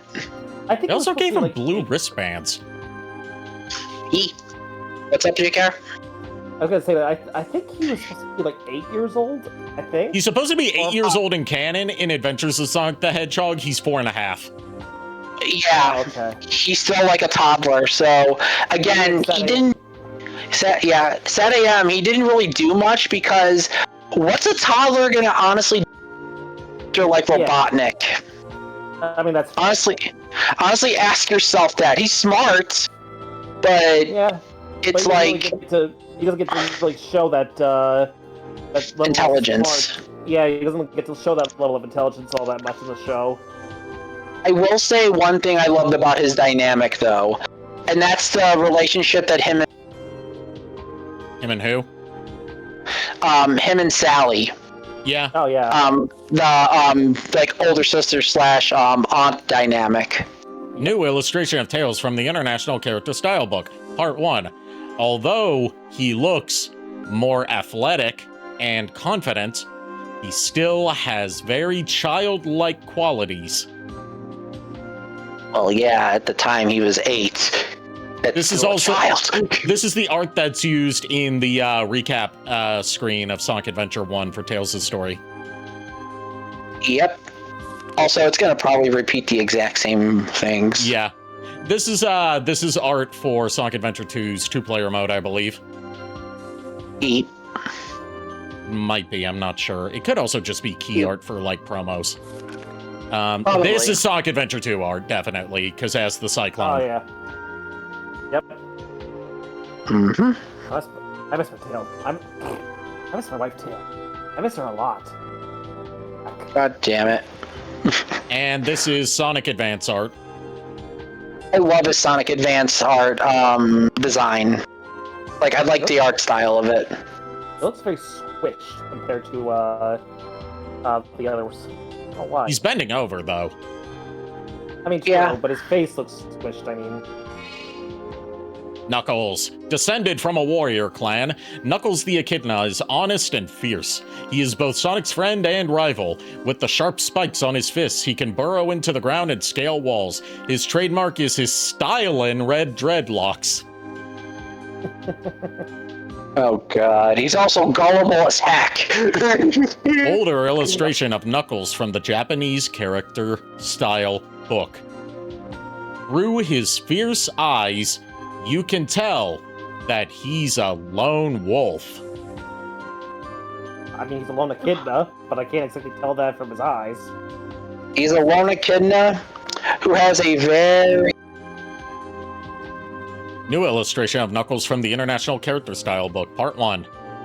He looks a lot more relaxed ever since he appeared in Sonic Adventure. God damn it. Sonic Adventure is when he's stressing out the most. Yeah, definitely. Also, my mic is working still, right? It was cutting out a bit, but you're still here. Yeah. Alright, I'm just making sure because I am getting a little bit annoyed with the cutouts. Yeah, that's just Discord mobile. Discord on anything but desktop for you. There's really not much you can do about it. Yeah. Unfortunately. It's fine, though. But yeah, that is Adventure promo art.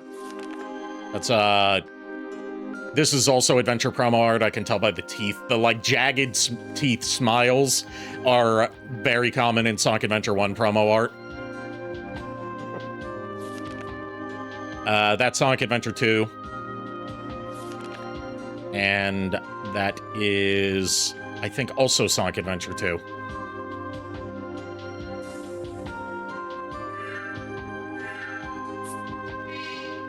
Dr. Eggman / Dr. Robotnik. They didn't spell it Robotonic here. An extraordinary scientist who's always plotting to take over the world with his machines. But even with his amazing IQ of 300, he is still no match for Sonic. His ingenious mind has led to the invention of countless machines, from humongous ships of destruction such as the Death Egg and the Egg Carrier, down to tiny robots powered by innocent animals trapped inside of them. Of course! Older illustration of Eggman from the Japanese character style book. He is well known for being an evil genius and having a round balloon-like body. Oh, hey, it's Jack Botnick. Yeah, it's Jack Botnick. Oh god, time to bounce him around like a ball. Yeah, this is Adventures of Sonic the Hedgehog, definitely. I know that. I know Dr. Ivo Pingasnick when I see him. The one thing that stands out to me with him is the nose. I'm sorry, just the nose. They tell you what shade of pink his nose is. Oh, he has more colors. He has more distinct colors to him than any of the others. Older illustration of Eggman from U.S. character style book. This Eggman has the typical bad guy look. He is known to mechanically re-engineer animals into robots. Not this Eggman, no. Not this one, no. That's my Eggman who does that. Yeah, he's got so many colors to him. Also, real talk, over the years, Eggman's gotten a little more shrimp. They say his shoes are red, but the shade that they show for what color his shoes are is gray. Yeah. Maybe there's like little bits of like a red tone to the shoes. I'm not sure. Well, no, I mean the shoes are red, but like in the color guide, it shows a gray swatch and then says that's red. Oh. So somebody fucked up there. Might have been an error. Yeah, It also says his teeth are pale yellow and then doesn't show a color swatch.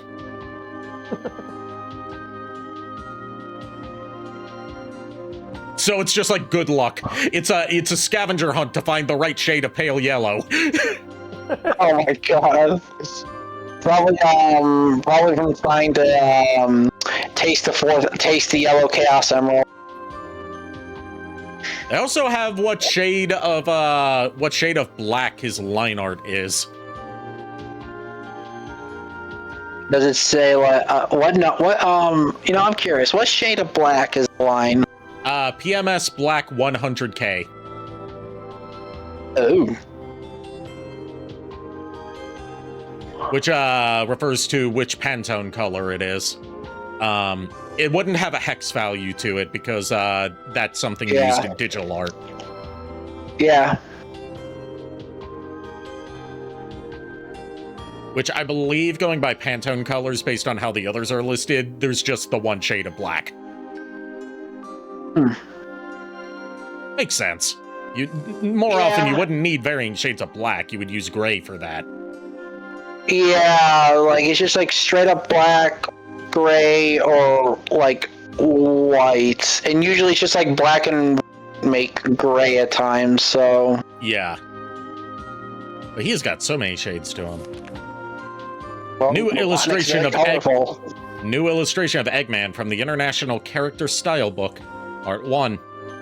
Out of all the characters, this character has probably changed the most dynamically. He has evolved into a stylish and elegant looking scientist. Sonic and Eggman have been temporarily joining hands in holy matrimony to fight greater threats these days. So how long has his relationship been going on, Betty? And does Amy know about this?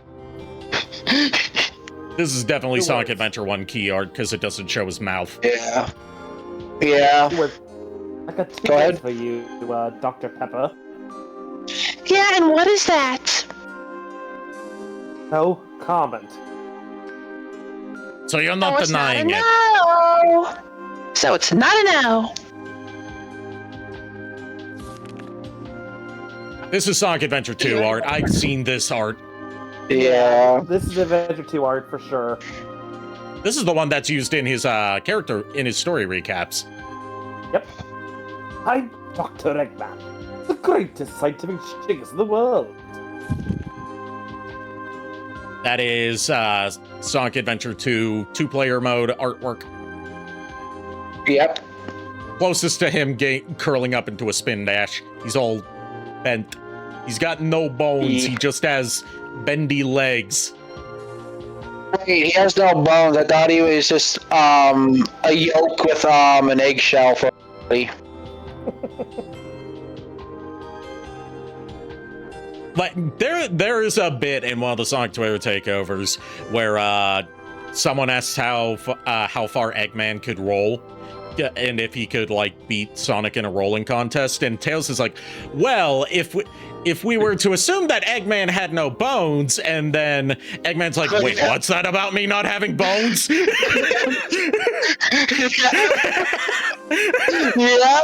Oh god. If it were a certain degree incline and Eggman had no bones, wait, what?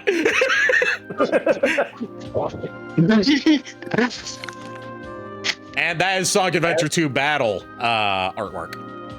Yeah. Yeah, like specifically the cover. Yeah. Artwork. I think there's one for other characters. Yes, there is. View illustrations of Sonic's old friends, as well as new ones from Sonic Adventure, Sonic Adventure 2 Battle, and Sonic Advance 2. Okay. Amy made her first appearance in Sonic CD. It wasn't really until Sonic Adventure that she started to appear as an active player in the Sonic series. Yep, that is Sonic Adventure Amy artwork. Yep. Shadow is the main character of the dark side from Sonic Adventure 2 Battle. His gliding movements are just as cool as Metal Sonic's maneuvers. That's a weird point of comparison. Also, ow, the edge. I'm so scared. Mr. Owl the Edge is gonna get me. Your shadow is ended. So shut up and sit Awooga. down. Rouge is definitely a unique character with her flashy style, yeah. She makes her appearance in Sonic Adventure 2 Battle. That's all you have to say about her? I mean, look at the defining curves, and people will be the judge of that. Yeah. I mean, I'm looking at the curves. Back off. Big the Cat appears in Sonic Adventure. Despite his large size, he is a gentle, warm-hearted guy who just happens to talk very slowly. He is always looking for his buddy, Froggy, spelled wrong. Oh God! Also, you can have the bat. The Ari and I are I'm fighting good. with a bat. You can keep the rabbit. We just want the bat. I mean, you can have the femme fatale. I'm good on that. The robot E102 Gamma appears in Sonic Adventure. It is truly sad to see him have to fight through countless battles against his brothers. Saddest story in the entire game. Chow made their debut in Sonic Adventure. You grow attached to them as you raise and nurture them. I love Chow. They're so much fun. Hero Chow made their first appearance in Sonic Adventure 2 Battle. That's all. The Hero Chow design. The Hero Chow design is very cute. Yeah. Dark Chow made their first appearance in Sonic Adventure 2 Battle. That's all it has to say. They had a Dark Chow plushie at ASEN. Oh, cool. Cream the Rabbit will make her first appearance in Sonic Advance 2. This adds another cute character to the bunch. Yeah. She's cute, but also she's a god. Yes, the gods of the Sonic universe. Solaris, Chaos, Big, Cream, Dark Gaia, Light Gaia. Yeah. That Cream laughs at all of them except Big. Both her and Big literally just pimp slaps all of them. Illustration 1. We've got view package designs of the Sonic series. Sonic's new look update for Sonic Adventure and Sonic Advance are shown here. We've got the international the packaging for Sonic Adventure International, which is the Japanese release of the US version of Sonic Adventure. Because the original Japanese release was more buggy and missed a few features that were added to the international release. This was very common in this day. Like, all the Final Fantasy games would get, like, a Japanese release, then they would, like, add new stuff to the international release, then they would then release the international version back in Japan as, like, you know, Final Fantasy VII International, so on and so forth. Yep. Sonic Adventure 2, that is the Dreamcast box. Sonic Adventure 2 Battle. Yep. Sonic Advance. fun game. And that's it. Illustration 2, CG illustrations of Sonic. Enjoy the mind-blowing illustrations with a touch of CG. We've got a Sonic Adventure CG illustration. I believe this was used in magazines and posters. Also, I think there were some images I think that are used in water, like arcade thing or whatever. I'll never look back. I've got no regrets, because time doesn't wait for me. I choose to go my own way. That's deep, man. That's deep for a Sonic Adventure CG promo image. Yeah, I mean, it really is. That is Sonic Adventure. That is, it says Sonic Adventure Era CG Illustration Part 2, but no, that is Adventure 2 Era illustration because of the soap shoes. Yeah. Yeah. That is an Adventure 1 era CG illustration. Because I recognize that being used in some various promo art and key art. That's also Adventure 1. Yep. Of Sonic and Amy. It's also Adventure 1. You can tell by, like, the background design if it's Adventure 1 or 2. Yeah, definitely.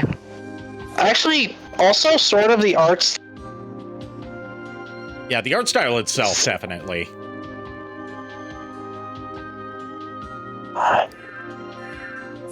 And illustration 3, other illustrations.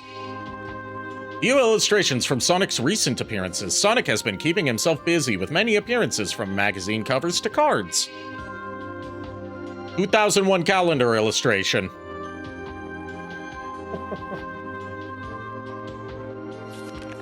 And we got a Japanese calling card. It's got that same text on it.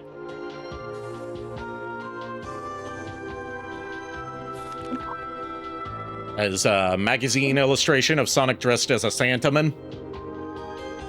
Yep. That is an Adventure 2 Shadow calling card with an early logo for Sonic Adventure 2 that was later changed.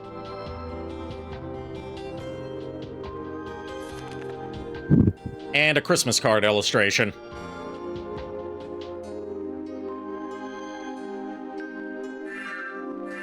And that's all the illustrations. Are we feeling up to comic dub? Because my throat's getting pretty raw.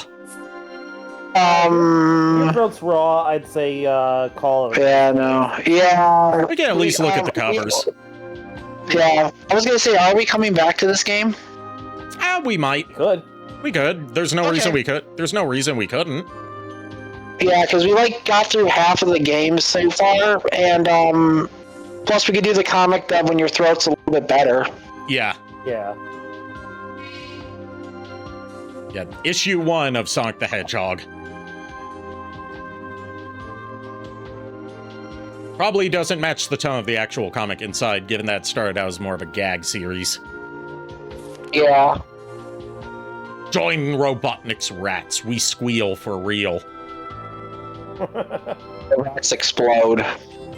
We just checked out the other comics on this rack. This is the one you want. Oh, God. There it is. Some hero cleaning chimneys. What do you want, a soot sweeper or a sweet suitor? Yes. I forgot how bad these jokes were. Today the corner box, tomorrow the world! How's that going for you? I had to read that as Long John Baldry because even though it's a Sad AM design, he's very Long John Baldry in these early issues. Yeah. Pretty much. Ow. What? It's the hottest title on the shelf, and it's going fast. In this issue, Olympic Trial and Error. Ari, what did you do to yourself? What did you do? My foot's gone numb from how I was sitting. I bumped it against the bottom legs of my standing desk. That's all. Just bumped my toe a little bit. Oh, okay. Well, at least Yeah, it's not like I injured myself. I'm not Miles. Wow. I mean, you're not wrong, but wow. Well, They're not wrong. Sonic Spinball is hard enough without having to wear this. I told you, this is a comic book tie-in. Oh my god. I'm a speed reader. What a novel idea. Ba-da-ba-ba-da-ba. And the books he went through are The Three Musketeers, Ulysses, Kidnapped, Scaramouche, Moby Dick, and War and Peace. That is too thin to be War and Peace. That is too thin to be War and Peace immediately. Fucking immediately. I call bullshit, Sonic. You're reading the abridged version. That doesn't count. Like, I know, like, you genuinely sound sad. That's what got me. Oh, God. Sonic the Hedgehog leaves the competition in the dust. I mean, until Shadow showed up, then he got an even match. Don't worry, Sally. I'll save you. Forget it, chump. The babe is mine. I'm seeing double. Don't miss the saga of Pseudo Sonic. Oh yeah, and Tails up there. And why not? I've got 2 tails. And Sonic the Hedgehogs. Oh my god, I remember Pseudo Sonic. God damn it. That was one of the few things that was in Adventures of Sonic the Hedgehog. Yeah, it was also one of the earlier views of, like, I guess you could say like a Metal Sonic, but it was like more like a suit. Like a Western attempt at a Metal Sonic. Pretty much, yeah. Because the comic debuted in '93, so that would be like roughly around the time CD came out. Yeah. You mean he went through the Spark notes that got printed and bound? Yes, he did. Also, Acme Safe Company. So I guess Princess Sally's going to be joining in on that class action lawsuit with Wile E. Coyote this summer. Oh boy. Yeah. Remember, go see Coyote versus Acme. Freeze frame! And he's frozen with a freeze ray, and he's inside a picture frame. Chill, Sonic! Oh my god. Okay, look. JKR, I love you, man. I know you love Eggman, but that was bad. Oh, I totally agree. That was bad even for me. I've got you at last. I'm not just a cut-up, I'm a cut-out. Robotnik Inc. No. We love to pollute, and it shows. Look, you know, Tails goes undercover. Those bad puns and all that. Those are Arnold Schwarzenegger's Mr. Freeze level of bad puns. Guys, Tails goes undercover, and he's under the cover of the issue. Okay, that's adorable. Also, what the fuck? That implies he's small enough to fit under to be mostly obscured by a single comic book. I mean, fair. I mean, it's kind of it's kind of tactical if he has to hide. Sonic played the minute waltz in 7 seconds. Speed is the key to my success. And the piano's on fire. So at the time when man, he skates on those 88s. I was gonna say also around the time when they whole Sonic and Sally relationship. Yeah, this is also like early Archie era where Sally was pink. Yeah, I remember that. She was also pink in the Christmas special for Adventures of Sonic the Hedgehog. Yeah. 2.6 seconds, a new record. In this issue, Knuckles from Sega's Sonic the Hedgehog 3. I'm the pit crew, she says, eating a watermelon. Oh, God. Oh, yeah. I get it. That's a bad joke. Sonic the Hedgehog and Tails. Tails has graffitied and Tails onto the issue. Oops, now my name is Mud. My name is Mud. My name is Mud. I'm the most boring sons of bitch you'll ever see. I'm dressed in blue, yes, navy blue from head to toe, all except my brand new shoes. I make it shine. God damn it! I was gonna say, my boy, go on with yourself in an artistic way. However, graffiti. Thank you. Welcome to my neighborhood. Hey, you get off of my cover! I heart to pollute. Oh my god. Just what I've always wanted. Hedgehog under glass. Help, I'm trapped in a corner box and can't get out. Okay, that one got me. Confused you won't be once you've digested this issue, Sonic under glass. So they want you to eat this comic. Got it. I was also gonna say, there's a little bit of a problem with the whole Sonic under thing. Sonic is fast enough and able to break through glass. No, glass, my one weakness! Here's the thing, it could be Sonic reinforced glass, so... Reinforced with hedgehogs? Yeah, but here's the thing, JK.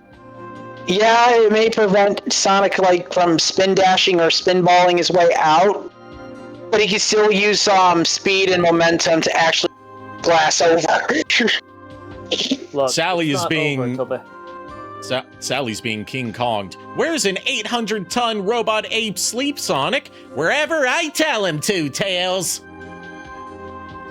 Oh no. And in the corner box, say goodnight, Tails. Goodnight, Tails! I say and also, god damn it. Leave it to Tails to hog all the action. And on our wedding day, too. These fuckers did not get married this early. No, I'm calling bullshit. I agree. Because here's the thing. What's with the whole thing with Amy chasing Sonic then? Eh? Buddy? I'm just saying because of how much the relationship drama was a big thing in Archie Sonic. These fuckers did not get married in fucking issue 18.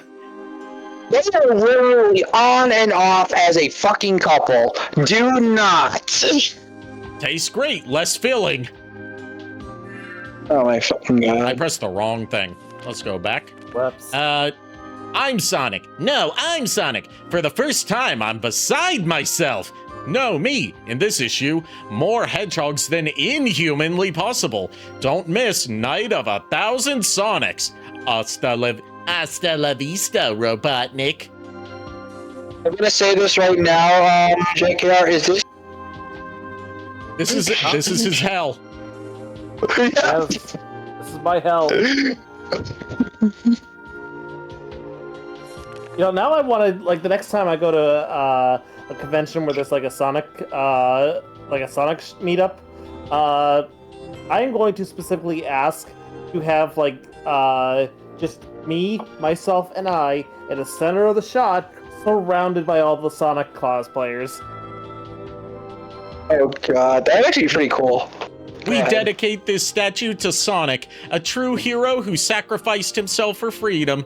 I can't believe he's really gone. Has Dr. Robotnik finally beaten Sonic? Find out in this issue's story. That's the spirit. And the corner box. He was so young, only 20 issues old. Wah! Okay, I call it. You know how many times Sonic has fucking died in the comics and he wasn't really dead? Fuck no. This is some Silver Age Superman bullshit where every cover makes it look like some landmark issue, and then it turns out to be fucking bullshit on the inside. I agree. So they're asking, is this the end of Sonic the Hedgehog? Pretty much, yeah. My answer? No. Like? Pretty much. Sonic the Hedgehog. Caught between a rock and a hard place. More like a couple of bots on my case. And this is one of his good days. I remember getting these comics at my Jewel and Oscar back in my middle school days. I miss those comics, honestly. That guy in the shadows just blasted that bot. Who can he be? Huh. I can make out a big head and a belly to match. I'll give you one guess. Santa Claus. I'm facing the most horrible fate in the universe, trapped with the hedgehog. Hate to burst your bubble, Doc, but you're not my dream date either. In this issue, Dr. Robotnik, freedom fighter. Also, Tails tried to shave. Yeah, I remember that.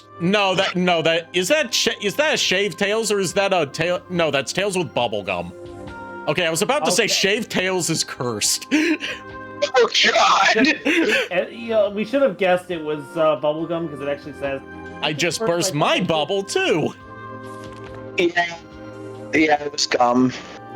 I believe this is the introduction of Evil Sonic, and the anti-Sonic, anti-Tails, anti-Sally. It's getting so you can't tell the good guys from the bad anymore. Can we talk about how one of the things that Ken Penders wants to proudly claim ownership of is Evil Sonic, who wears a leather jacket and sunglasses? Yeah, which eventually becomes Scourge the Hedgehog. He does not own Scourge, though. I know, but I'm so That's the funny thing. He did not create Scourge, but he did create this. Yeah. Oh, brother. Scourge, honestly, basically took a pretty interesting idea, but a lackluster design, and improved upon it. Yep. And gave him a real name. Yeah. Yep. Sonic the Hedgehog versus Mecha Sonic. No, that is Metal Sonic. Sonic CD adaptation, special 25th issue. There was this weird habit of them calling Metal Sonic Mecha Sonic for a lot of early Archie. Yeah, I think it's just because the Mecha Sonic name sounded to them a little bit cooler. It doesn't. Question mark. I'm just saying about what their thought process might have been. Also, Metal Sonic has a mouth. That is weird. Yeah, it is. Is that a mouth or is it shading? It's in the position of a Sonic character where it could be a mouth. It's a mouth. It's a fucking mouth. A mouth. I remember. This summer, Sonic gets to chill in way, way past cool. Okay. It's snowing, and he was zapped by Snively. I was gonna say, this is a nostalgic trip, but now I'm questioning things. Sonic the Hedgehog goes hog wild. Sonic Triple Trouble introduction inside. Yeah, with fucking Fang and that purple fedora wearing weasel. You've got the freedom fighters right where I am, where you want them. Now finish them off. And yes, JK, I was saying Knack, but I call him Fang. Because Fang's his official name. Yep. Oh. All I am saying is give peace a chance. Oh! Sally being roboticized. Also just Dulcie over there. Looking gormless. Yeah, Dulcie. Lacking in gorm. Oh gosh. Robotic Uncle Chuck and... Is that Robot Mutsky? Yeah. That's Mutsky. And an early SWAT too. Yep.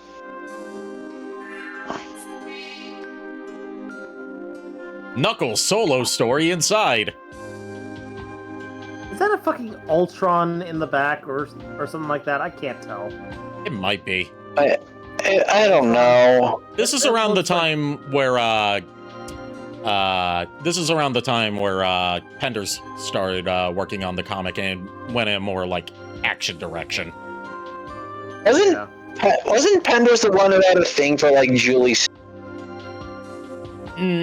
It's more complicated than that. I don't mean that as in oh, it's so weird, but it's the whole thing about him having this perceived obsession with the Echidna characters is down to the fact that he wanted to do all sorts of ideas exploring Sonic's family tree and stuff like that. or like pairing up Sonic with love interests, and Sega shot down everyone. But if he took that same idea and was like, I want to do this with Knuckles, they would say, sure, go ahead. Yeah, and I wasn't saying like for it being like a weird thing. I was just saying like because I remembered hearing character, or at least a couple. Yeah. Another one with a Knuckles solo story inside. Another one with the Knuckles sword. You'll never guess where Sonic battles this time. Looking at it, I don't want to know. That's grotesque.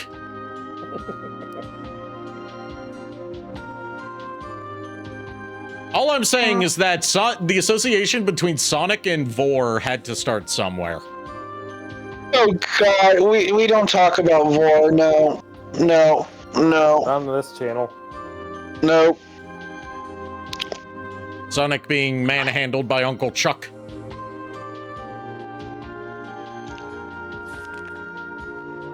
Knuckles solo story. There's so many Knuckles solo stories inside these issues. I keep forgetting that like for a while in the early Archie run, they would have multiple stories per issue instead of it just being one. Yeah, I was gonna say eventually they made a Yeah, they made a whole separate Knuckles miniseries. Yep. I think they even did one for Princess Sally. Yeah. They did a couple for Princess Sally. There was like the Princess Sally 3-part miniseries, and then there was a Sailor Moon inspired one. Yeah, I actually remember because I had that one. I honestly had that one. Holy shit. Yo, this is a sick-ass design, though. What? This, like, samurai knight thing riding on the horse with a flaming lance is a badass design. Honestly, in my opinion, that is very Shining Force heavy. Like, holy crap. Bunny Rabbit solo story inside. Interesting choice. Tail solo story inside. Yes. Mecha, I have the Mecha Madness Super Special. I don't have this issue that leads into it. The one where Sonic willingly lets himself get roboticized. Oh, I remember that. And then he has to fight a Knuckles that willingly lets himself get roboticized. Sonic and Fang the Sniper, I refuse to call him Mac the Weasel. Just because I want to be just because I want to be that guy. Also the fact that I have a grudge with him. Chat, Ari and JKR know this very, very well. Yeah.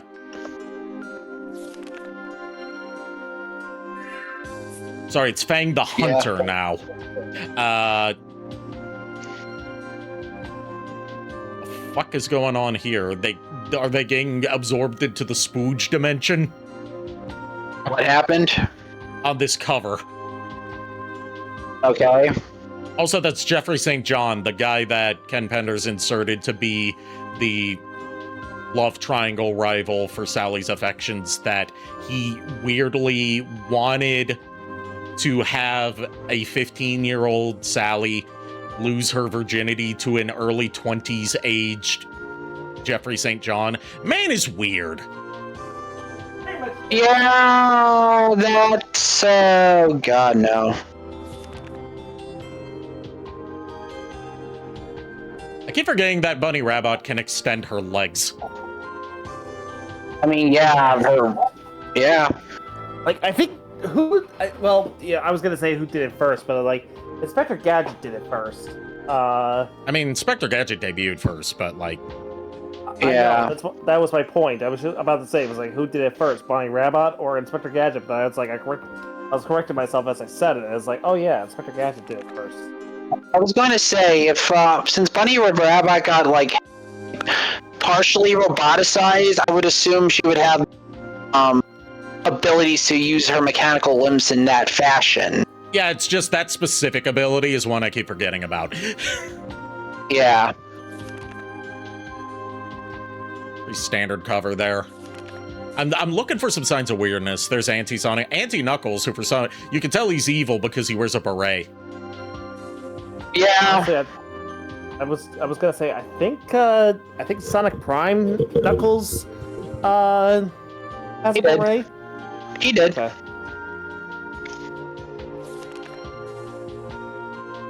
He was a mix of, in my opinion, Guile's confidence with Volento's style. Can we talk about how Sonic Prime had the most worthless casting for Knuckles ever? Yeah. In terms of, like, having a voice actor play a role. Because Knuckles, from the main universe, who has all of, like, 2 lines of dialogue, is a different voice actor than every other Knuckles who is in the show, who are all voiced by one dude. Yeah. It's like, why bother at that point? Yeah. Yeah. I could say why bother about Sonic Prime in general, but that's a different topic. Excuse me. It's funny because like Brian Drummond, who I want to get the autograph from, he is technically Eggman from that show, or at least one of the Eggmen. He is Mr. Dr. Eggman. Yeah, but at the same time, I'm just like, I will be going up to him, getting his autograph, dressed as Robotnik, but I'm not getting to sign anything Sonic related because it's like, to me, I'm sorry, he's not a good Eggman. At the same time, he didn't have good material to work with. I mean, that's fair. I would give him I would probably say differently had he actually had better material, but given what I've heard, I'm not really impressed. But what I am having him sign is actually my copy of Bionicle 2: Legends of Metro Nui, because he was 2 of the 6 Toa Metro in that movie. Sonic fighting Jeffrey St. John. Yes, beat his ass, Sonic. Yeah, he stinks. He's also a predator. Sonic just spin dash loop him. This is it. The ultimate battle begins here. Endgame, part 1 of 4. I think I remember that issue. I had like all 4 issues. Sonic the Fugitive. Endgame, part 2 of 4. The hunt is on. That's with the whole them adding Zone Jail and like Zone Botnik and all that. Oh god, I remember that. Sonic the Hedgehog and like, yeah. Zone Botnik. That was a mess. I am sorry. Endgame, part 3 of 4. And issue 50, Endgame, part 4 of 4, where Robotnik fucking dies. Let's be real. Robotnik and Eggman didn't die. He just came back. He also has extra lives. Speaking of extra life, no, I'm not gonna go in there. Right, I'm not gonna do that because it's already there. Victory. Issue 51. Little bass is. Can you give me? Do you have the right time, old timer? Dun dun dun dun dun dun dun dun dun dun dun dun dun dun dun dun. No. I'm gonna say this right now. Give us a Sonic game with music by the Jester. Yes. Guess who's coming to dinner? Oh no. Who's come to dinner? Peas and chicken, Stop finger it. licking. Stop it. We say peas and chicken, there's a duck on screen whose name is Dr. Quack. That's funny because I was like, that's the second time I have actually encountered a character named Quack, who is a scientist of some sort. First one was a Professor Quack from the Spy Fox games. I got another one for you. Le Quack from Courage the Cowardly Dog. Oh god. But yeah, like Professor Quack was literally Spy Fox's answer to Q from the James Bond film series. I see a Snively. Yep, there's a Snively. Yep. There's Sonic fighting what appears to be some kind of Son Goku. Or Sun Wukong, depending on what language you're spoken. Yeah, I remember that. That one is supposed to be Sally's like canonical like love interest at this point. Oh god, I remember him. Yeah, apparently they ended up becoming a thing, and that's when like the whole relationship between Sonic and Sally fell apart completely. Again. I don't know how to feel. I don't know how to feel. It was just weird. I know, again, but still. Super Sonic and Super Knuckles fighting Mammoth Mogul. Yes, the mammoth that has chaos energy powers. Can we agree that Mammoth Mogul is just a furry version of Vandal Savage? Yeah.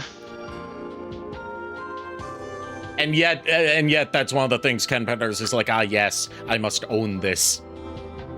Also, the fact that Mammoth Mogul was the one that taught. Yeah, can we talk about the super form that Tails used to fight Mammoth Mogul at one point, Titan Tails? Oh, jeez. Where it was Tails but swole. Oh, God, no, please don't. Look, I like Super Tails better when he had the 4 gold flickies flying around him. Or as some call me Johnny calls it, the Flicky Army of Death. Oh, fuck yeah, it is the Flicky Army of Death. Oh.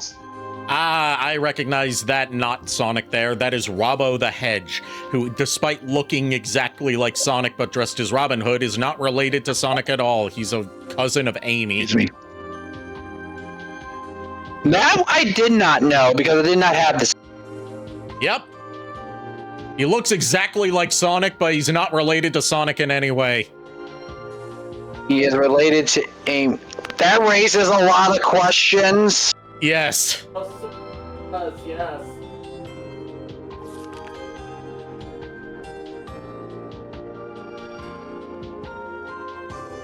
Oh, hey, they're playing on Sega Saturn. That's on this cover, these two kids are playing a Saturn.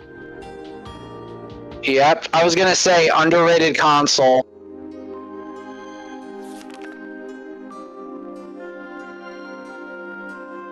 Pretty standard cover right here. Nothing too Issue. weird. Issue 60. Okay. Issue 61, Danger and Down Under. Okay. Yeah, that the Mobian equivalent of Australia, just called Down Under. Ah, yes. Under the sea. Under the sea. Well, I know something funny. Talk about being put on a pedestal. It's a statue of Sonic. I was going to say, with the Sonic Australia, you know, there are no spiders in Sonic the Hedgehog, which means there'd be no spiders in that version of Australia. So it's the safer Australia. It's a good future. Look, basically, it's it's basically what happens to Australia in the post-apocalyptic future after the Zorda came. At last, Ixus Naugus. Oh, Naugus! Oh God. Which I'm also getting. I'm going to try and get his autograph at Fan Expo because Michael Bell, the voice of Naugus, is going to be there. Cool. If I can ever get an autograph of the current Tails voice actor. Colleen O'Shaughnessy? Yep, I would definitely be down for that. Who is Nate Morgan? I don't know, you tell me. Never heard of you. Oh, I know who he is. He's Julian's mentor when it came to science. Sonic the Hedgehog defeated.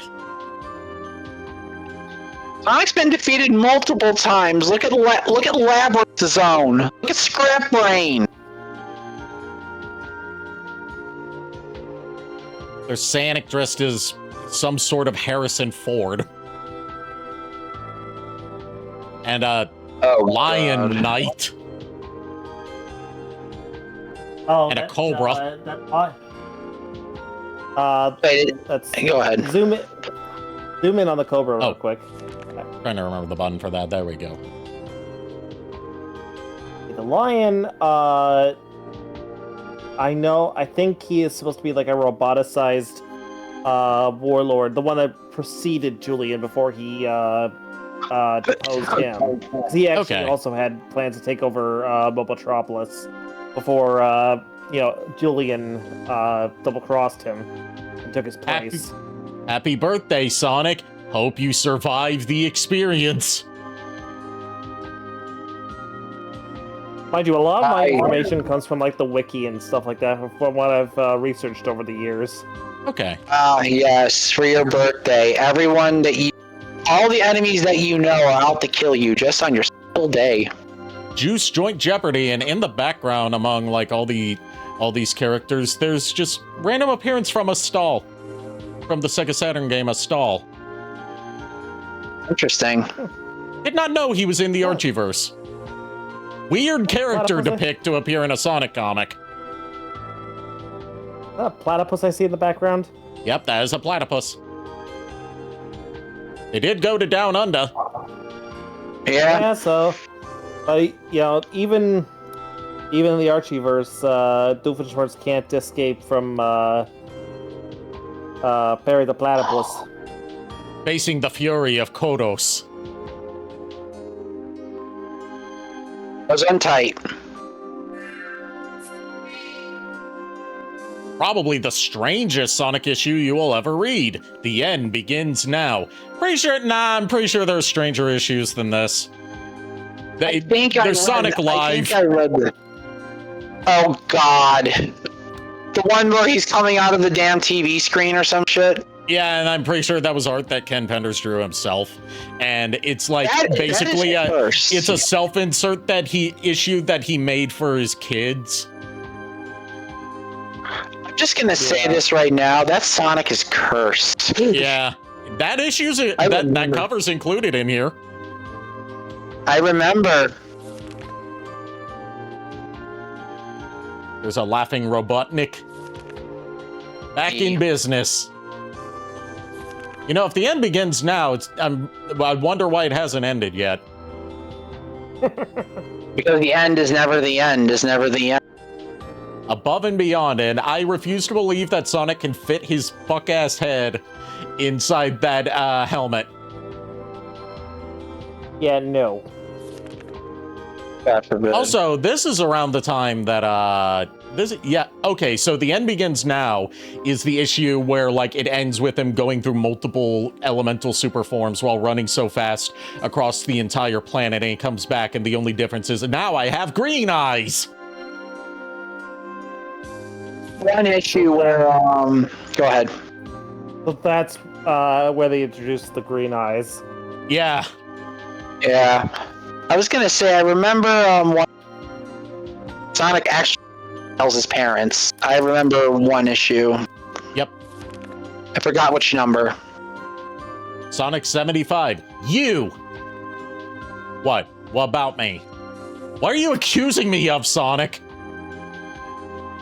I think he's kind of. I think the Hedgehog's kind of in the right on this one. You've been doing psychic damage to everybody in Sonic's head. Dr. Robotnik returns. Need we say more? That is a very flabby-looking Eggman. Like, flabbier than usual for the adventure design. He's not usually flabby. Look, I am just gonna put it in the simplest words possible about Eggman. Eggman, evil never dies. It just comes back with a second health bar. Like, what it was in the Archieverse was it was the Robo-Robotnik from another universe who took over as the new Robotnik and had his mind put into a new robot body that happened to be the adventure design. Yeah. Yeah, it was a convoluted way to keep everything streamlined. And yet it's still not as stupidly convoluted as why Sonic has green eyes now. It could have just been an artistic shift and everyone would have accepted it. But no, we have to give us an in-story reason for why Sonic's eyes are now green instead of black. I get it, you want to add lore, but at the same time, there are reasons, and then stupid excessive reasoning. Yeah. I don't know. I can't word. Also, I'm pretty sure a stall is on this cover too. Yeah, he is. Why is a stall in so much of this stuff? He only had the one game, and that was on the Saturn. Does Ken Penders have something for a stall? I don't know. Oh, this one says that it's that's Y2K certified. Oh, shit. Oh my god. That hurts. Yes. Y2K thing. The whole Y2K scare. When you had to buy, when they were marking stuff, it's like this is going to survive Y2K. Look, my mom, when she was working at the time, she had to stay behind at the business she was working at to watch the computers in case the Y2K thing was real. I remember this. You know what I need to track down for us to watch on stream sometime for the next VHS pit? What? The Y2K survival guide hosted by Leonard Nimoy. Oh my, I remember that. Yeah, my parents were computer programmers during that period of time. So I have a feeling that when the Y2K scare came around, they weren't really, I don't think they were too concerned about it back in the day. It was like, they were smart enough to know, it's like, it's not that big of a deal, guys. Yeah. And it's a new beginning. Sonic Adventure tie-in. Ah yes, this is the issue where Amy wishes on a magic ring to age herself up 4 years. So she turns into her adventure design. Which again, they could have just given her a new outfit and no one would have questioned it. It also would have made it less weird for them to say that Amy was 8 years old in the first place. Yeah. And also the fact that closer to age of Sonic, thinking she can catch his heart. Yeah, but not his age. No, still younger. Yeah. Still like for that age range, still a pretty big age gap younger. 3 years? Yeah, no, that's fair. Like 3 years between like dating between like a 12-year-old and a 15-year-old. That's big for that age range. That's big. Yeah, no, that's big. Never mind. Yeah. I'm like, wait a minute, 3 years is not that big of a gap, and then I'm like, oh wait, yeah, 12, never mind. Yeah. Big's not here. I see Sally, Amy, and Sonic. He's in the issue. There's Big. I know what JKR is doing, and all I gotta say is, how dare you? I have the super special for the Sonic Adventure tie-in. It's weird that this is a thing Archie did that I really didn't like, which is that like they would start the game storylines in like main series issues, and then like the bulk of it would be in a special that's not a numbered issue, and then like they would continue it in they would like put the end of it in a numbered issue, so like the numbering's off and it makes it a pain in the ass to track down. Like when I buy the Sonic Adventure Super Special, I expect it to be the story of Sonic Adventure, not part of it, and then the rest is continued in the main line. Yeah. They did that also with, they did more annoyingly with the Worlds Collide crossover, because it was like part in the main Sonic story, part in the side comic Sonic Universe, and then part in the Mega Man comic, instead of just sticking it to one comic. You had to buy 3 ongoing series to get the full story. It's pretty dumb. Also, I remember how ridiculously expensive some of the comics were if you had to mail. I actually did mail order some of the back issues back in the day. I did too. One of them what I wanted to get was some of the super special ones, but I was unable to because unfortunately the comics I got were they weren't like doing it anymore, and I was like, fuck. At the very least, they would usually like send you a close enough equivalent to it if they didn't have the thing you want in stock, because obviously it's not like they could just easily list whether it was in stock or not. Like, I ordered the Knights miniseries, and they sent me the second Knights miniseries instead of the first one, because they were out of stock of the first. Yeah, I could say one up thing about me being blind. Pretty much download any of the older Sonic through audiobook reader. Yeah, or through, fandubs. Yeah. Which I find it more fun. Go ahead. Asking how many more of these are there? It goes up to 110. Then we're not going through all of these.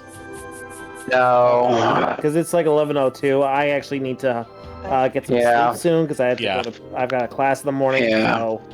I also have a Lulu I need to attend. And I have an appointment at the endodontist. I had lost track of time. We were having fun going down memory lane, though. Yeah. A Sonic stream where we barely play any Sonic and instead look at pictures. I mean, to be fair, we went through half of the actual Sonic games on the list. I mean, we can probably come back to this eventually, finish off the... Yeah. Let me just see who we're gonna raid into. This was fun, though. Yep. Those are Chinese. Oh my god. Look, I don't want any dim sum, okay? We are... Dim sum? Let's see. Dim sum what? None of that. We are going to raid Dominic Bites, who is playing Digital who is watching the end of Digital Circus. Oh, yes. Raid, and they seem to have new art. Okay. Nice. Thank you everyone for tuning in. Thank you to my co-host for joining me tonight. Go give Dom my warmest greetings. Raid message is going to be way past cool. And I'll see you guys tomorrow night, technically tonight for me, with some more Devil May Cry 3. Until then, unpleasant dreams.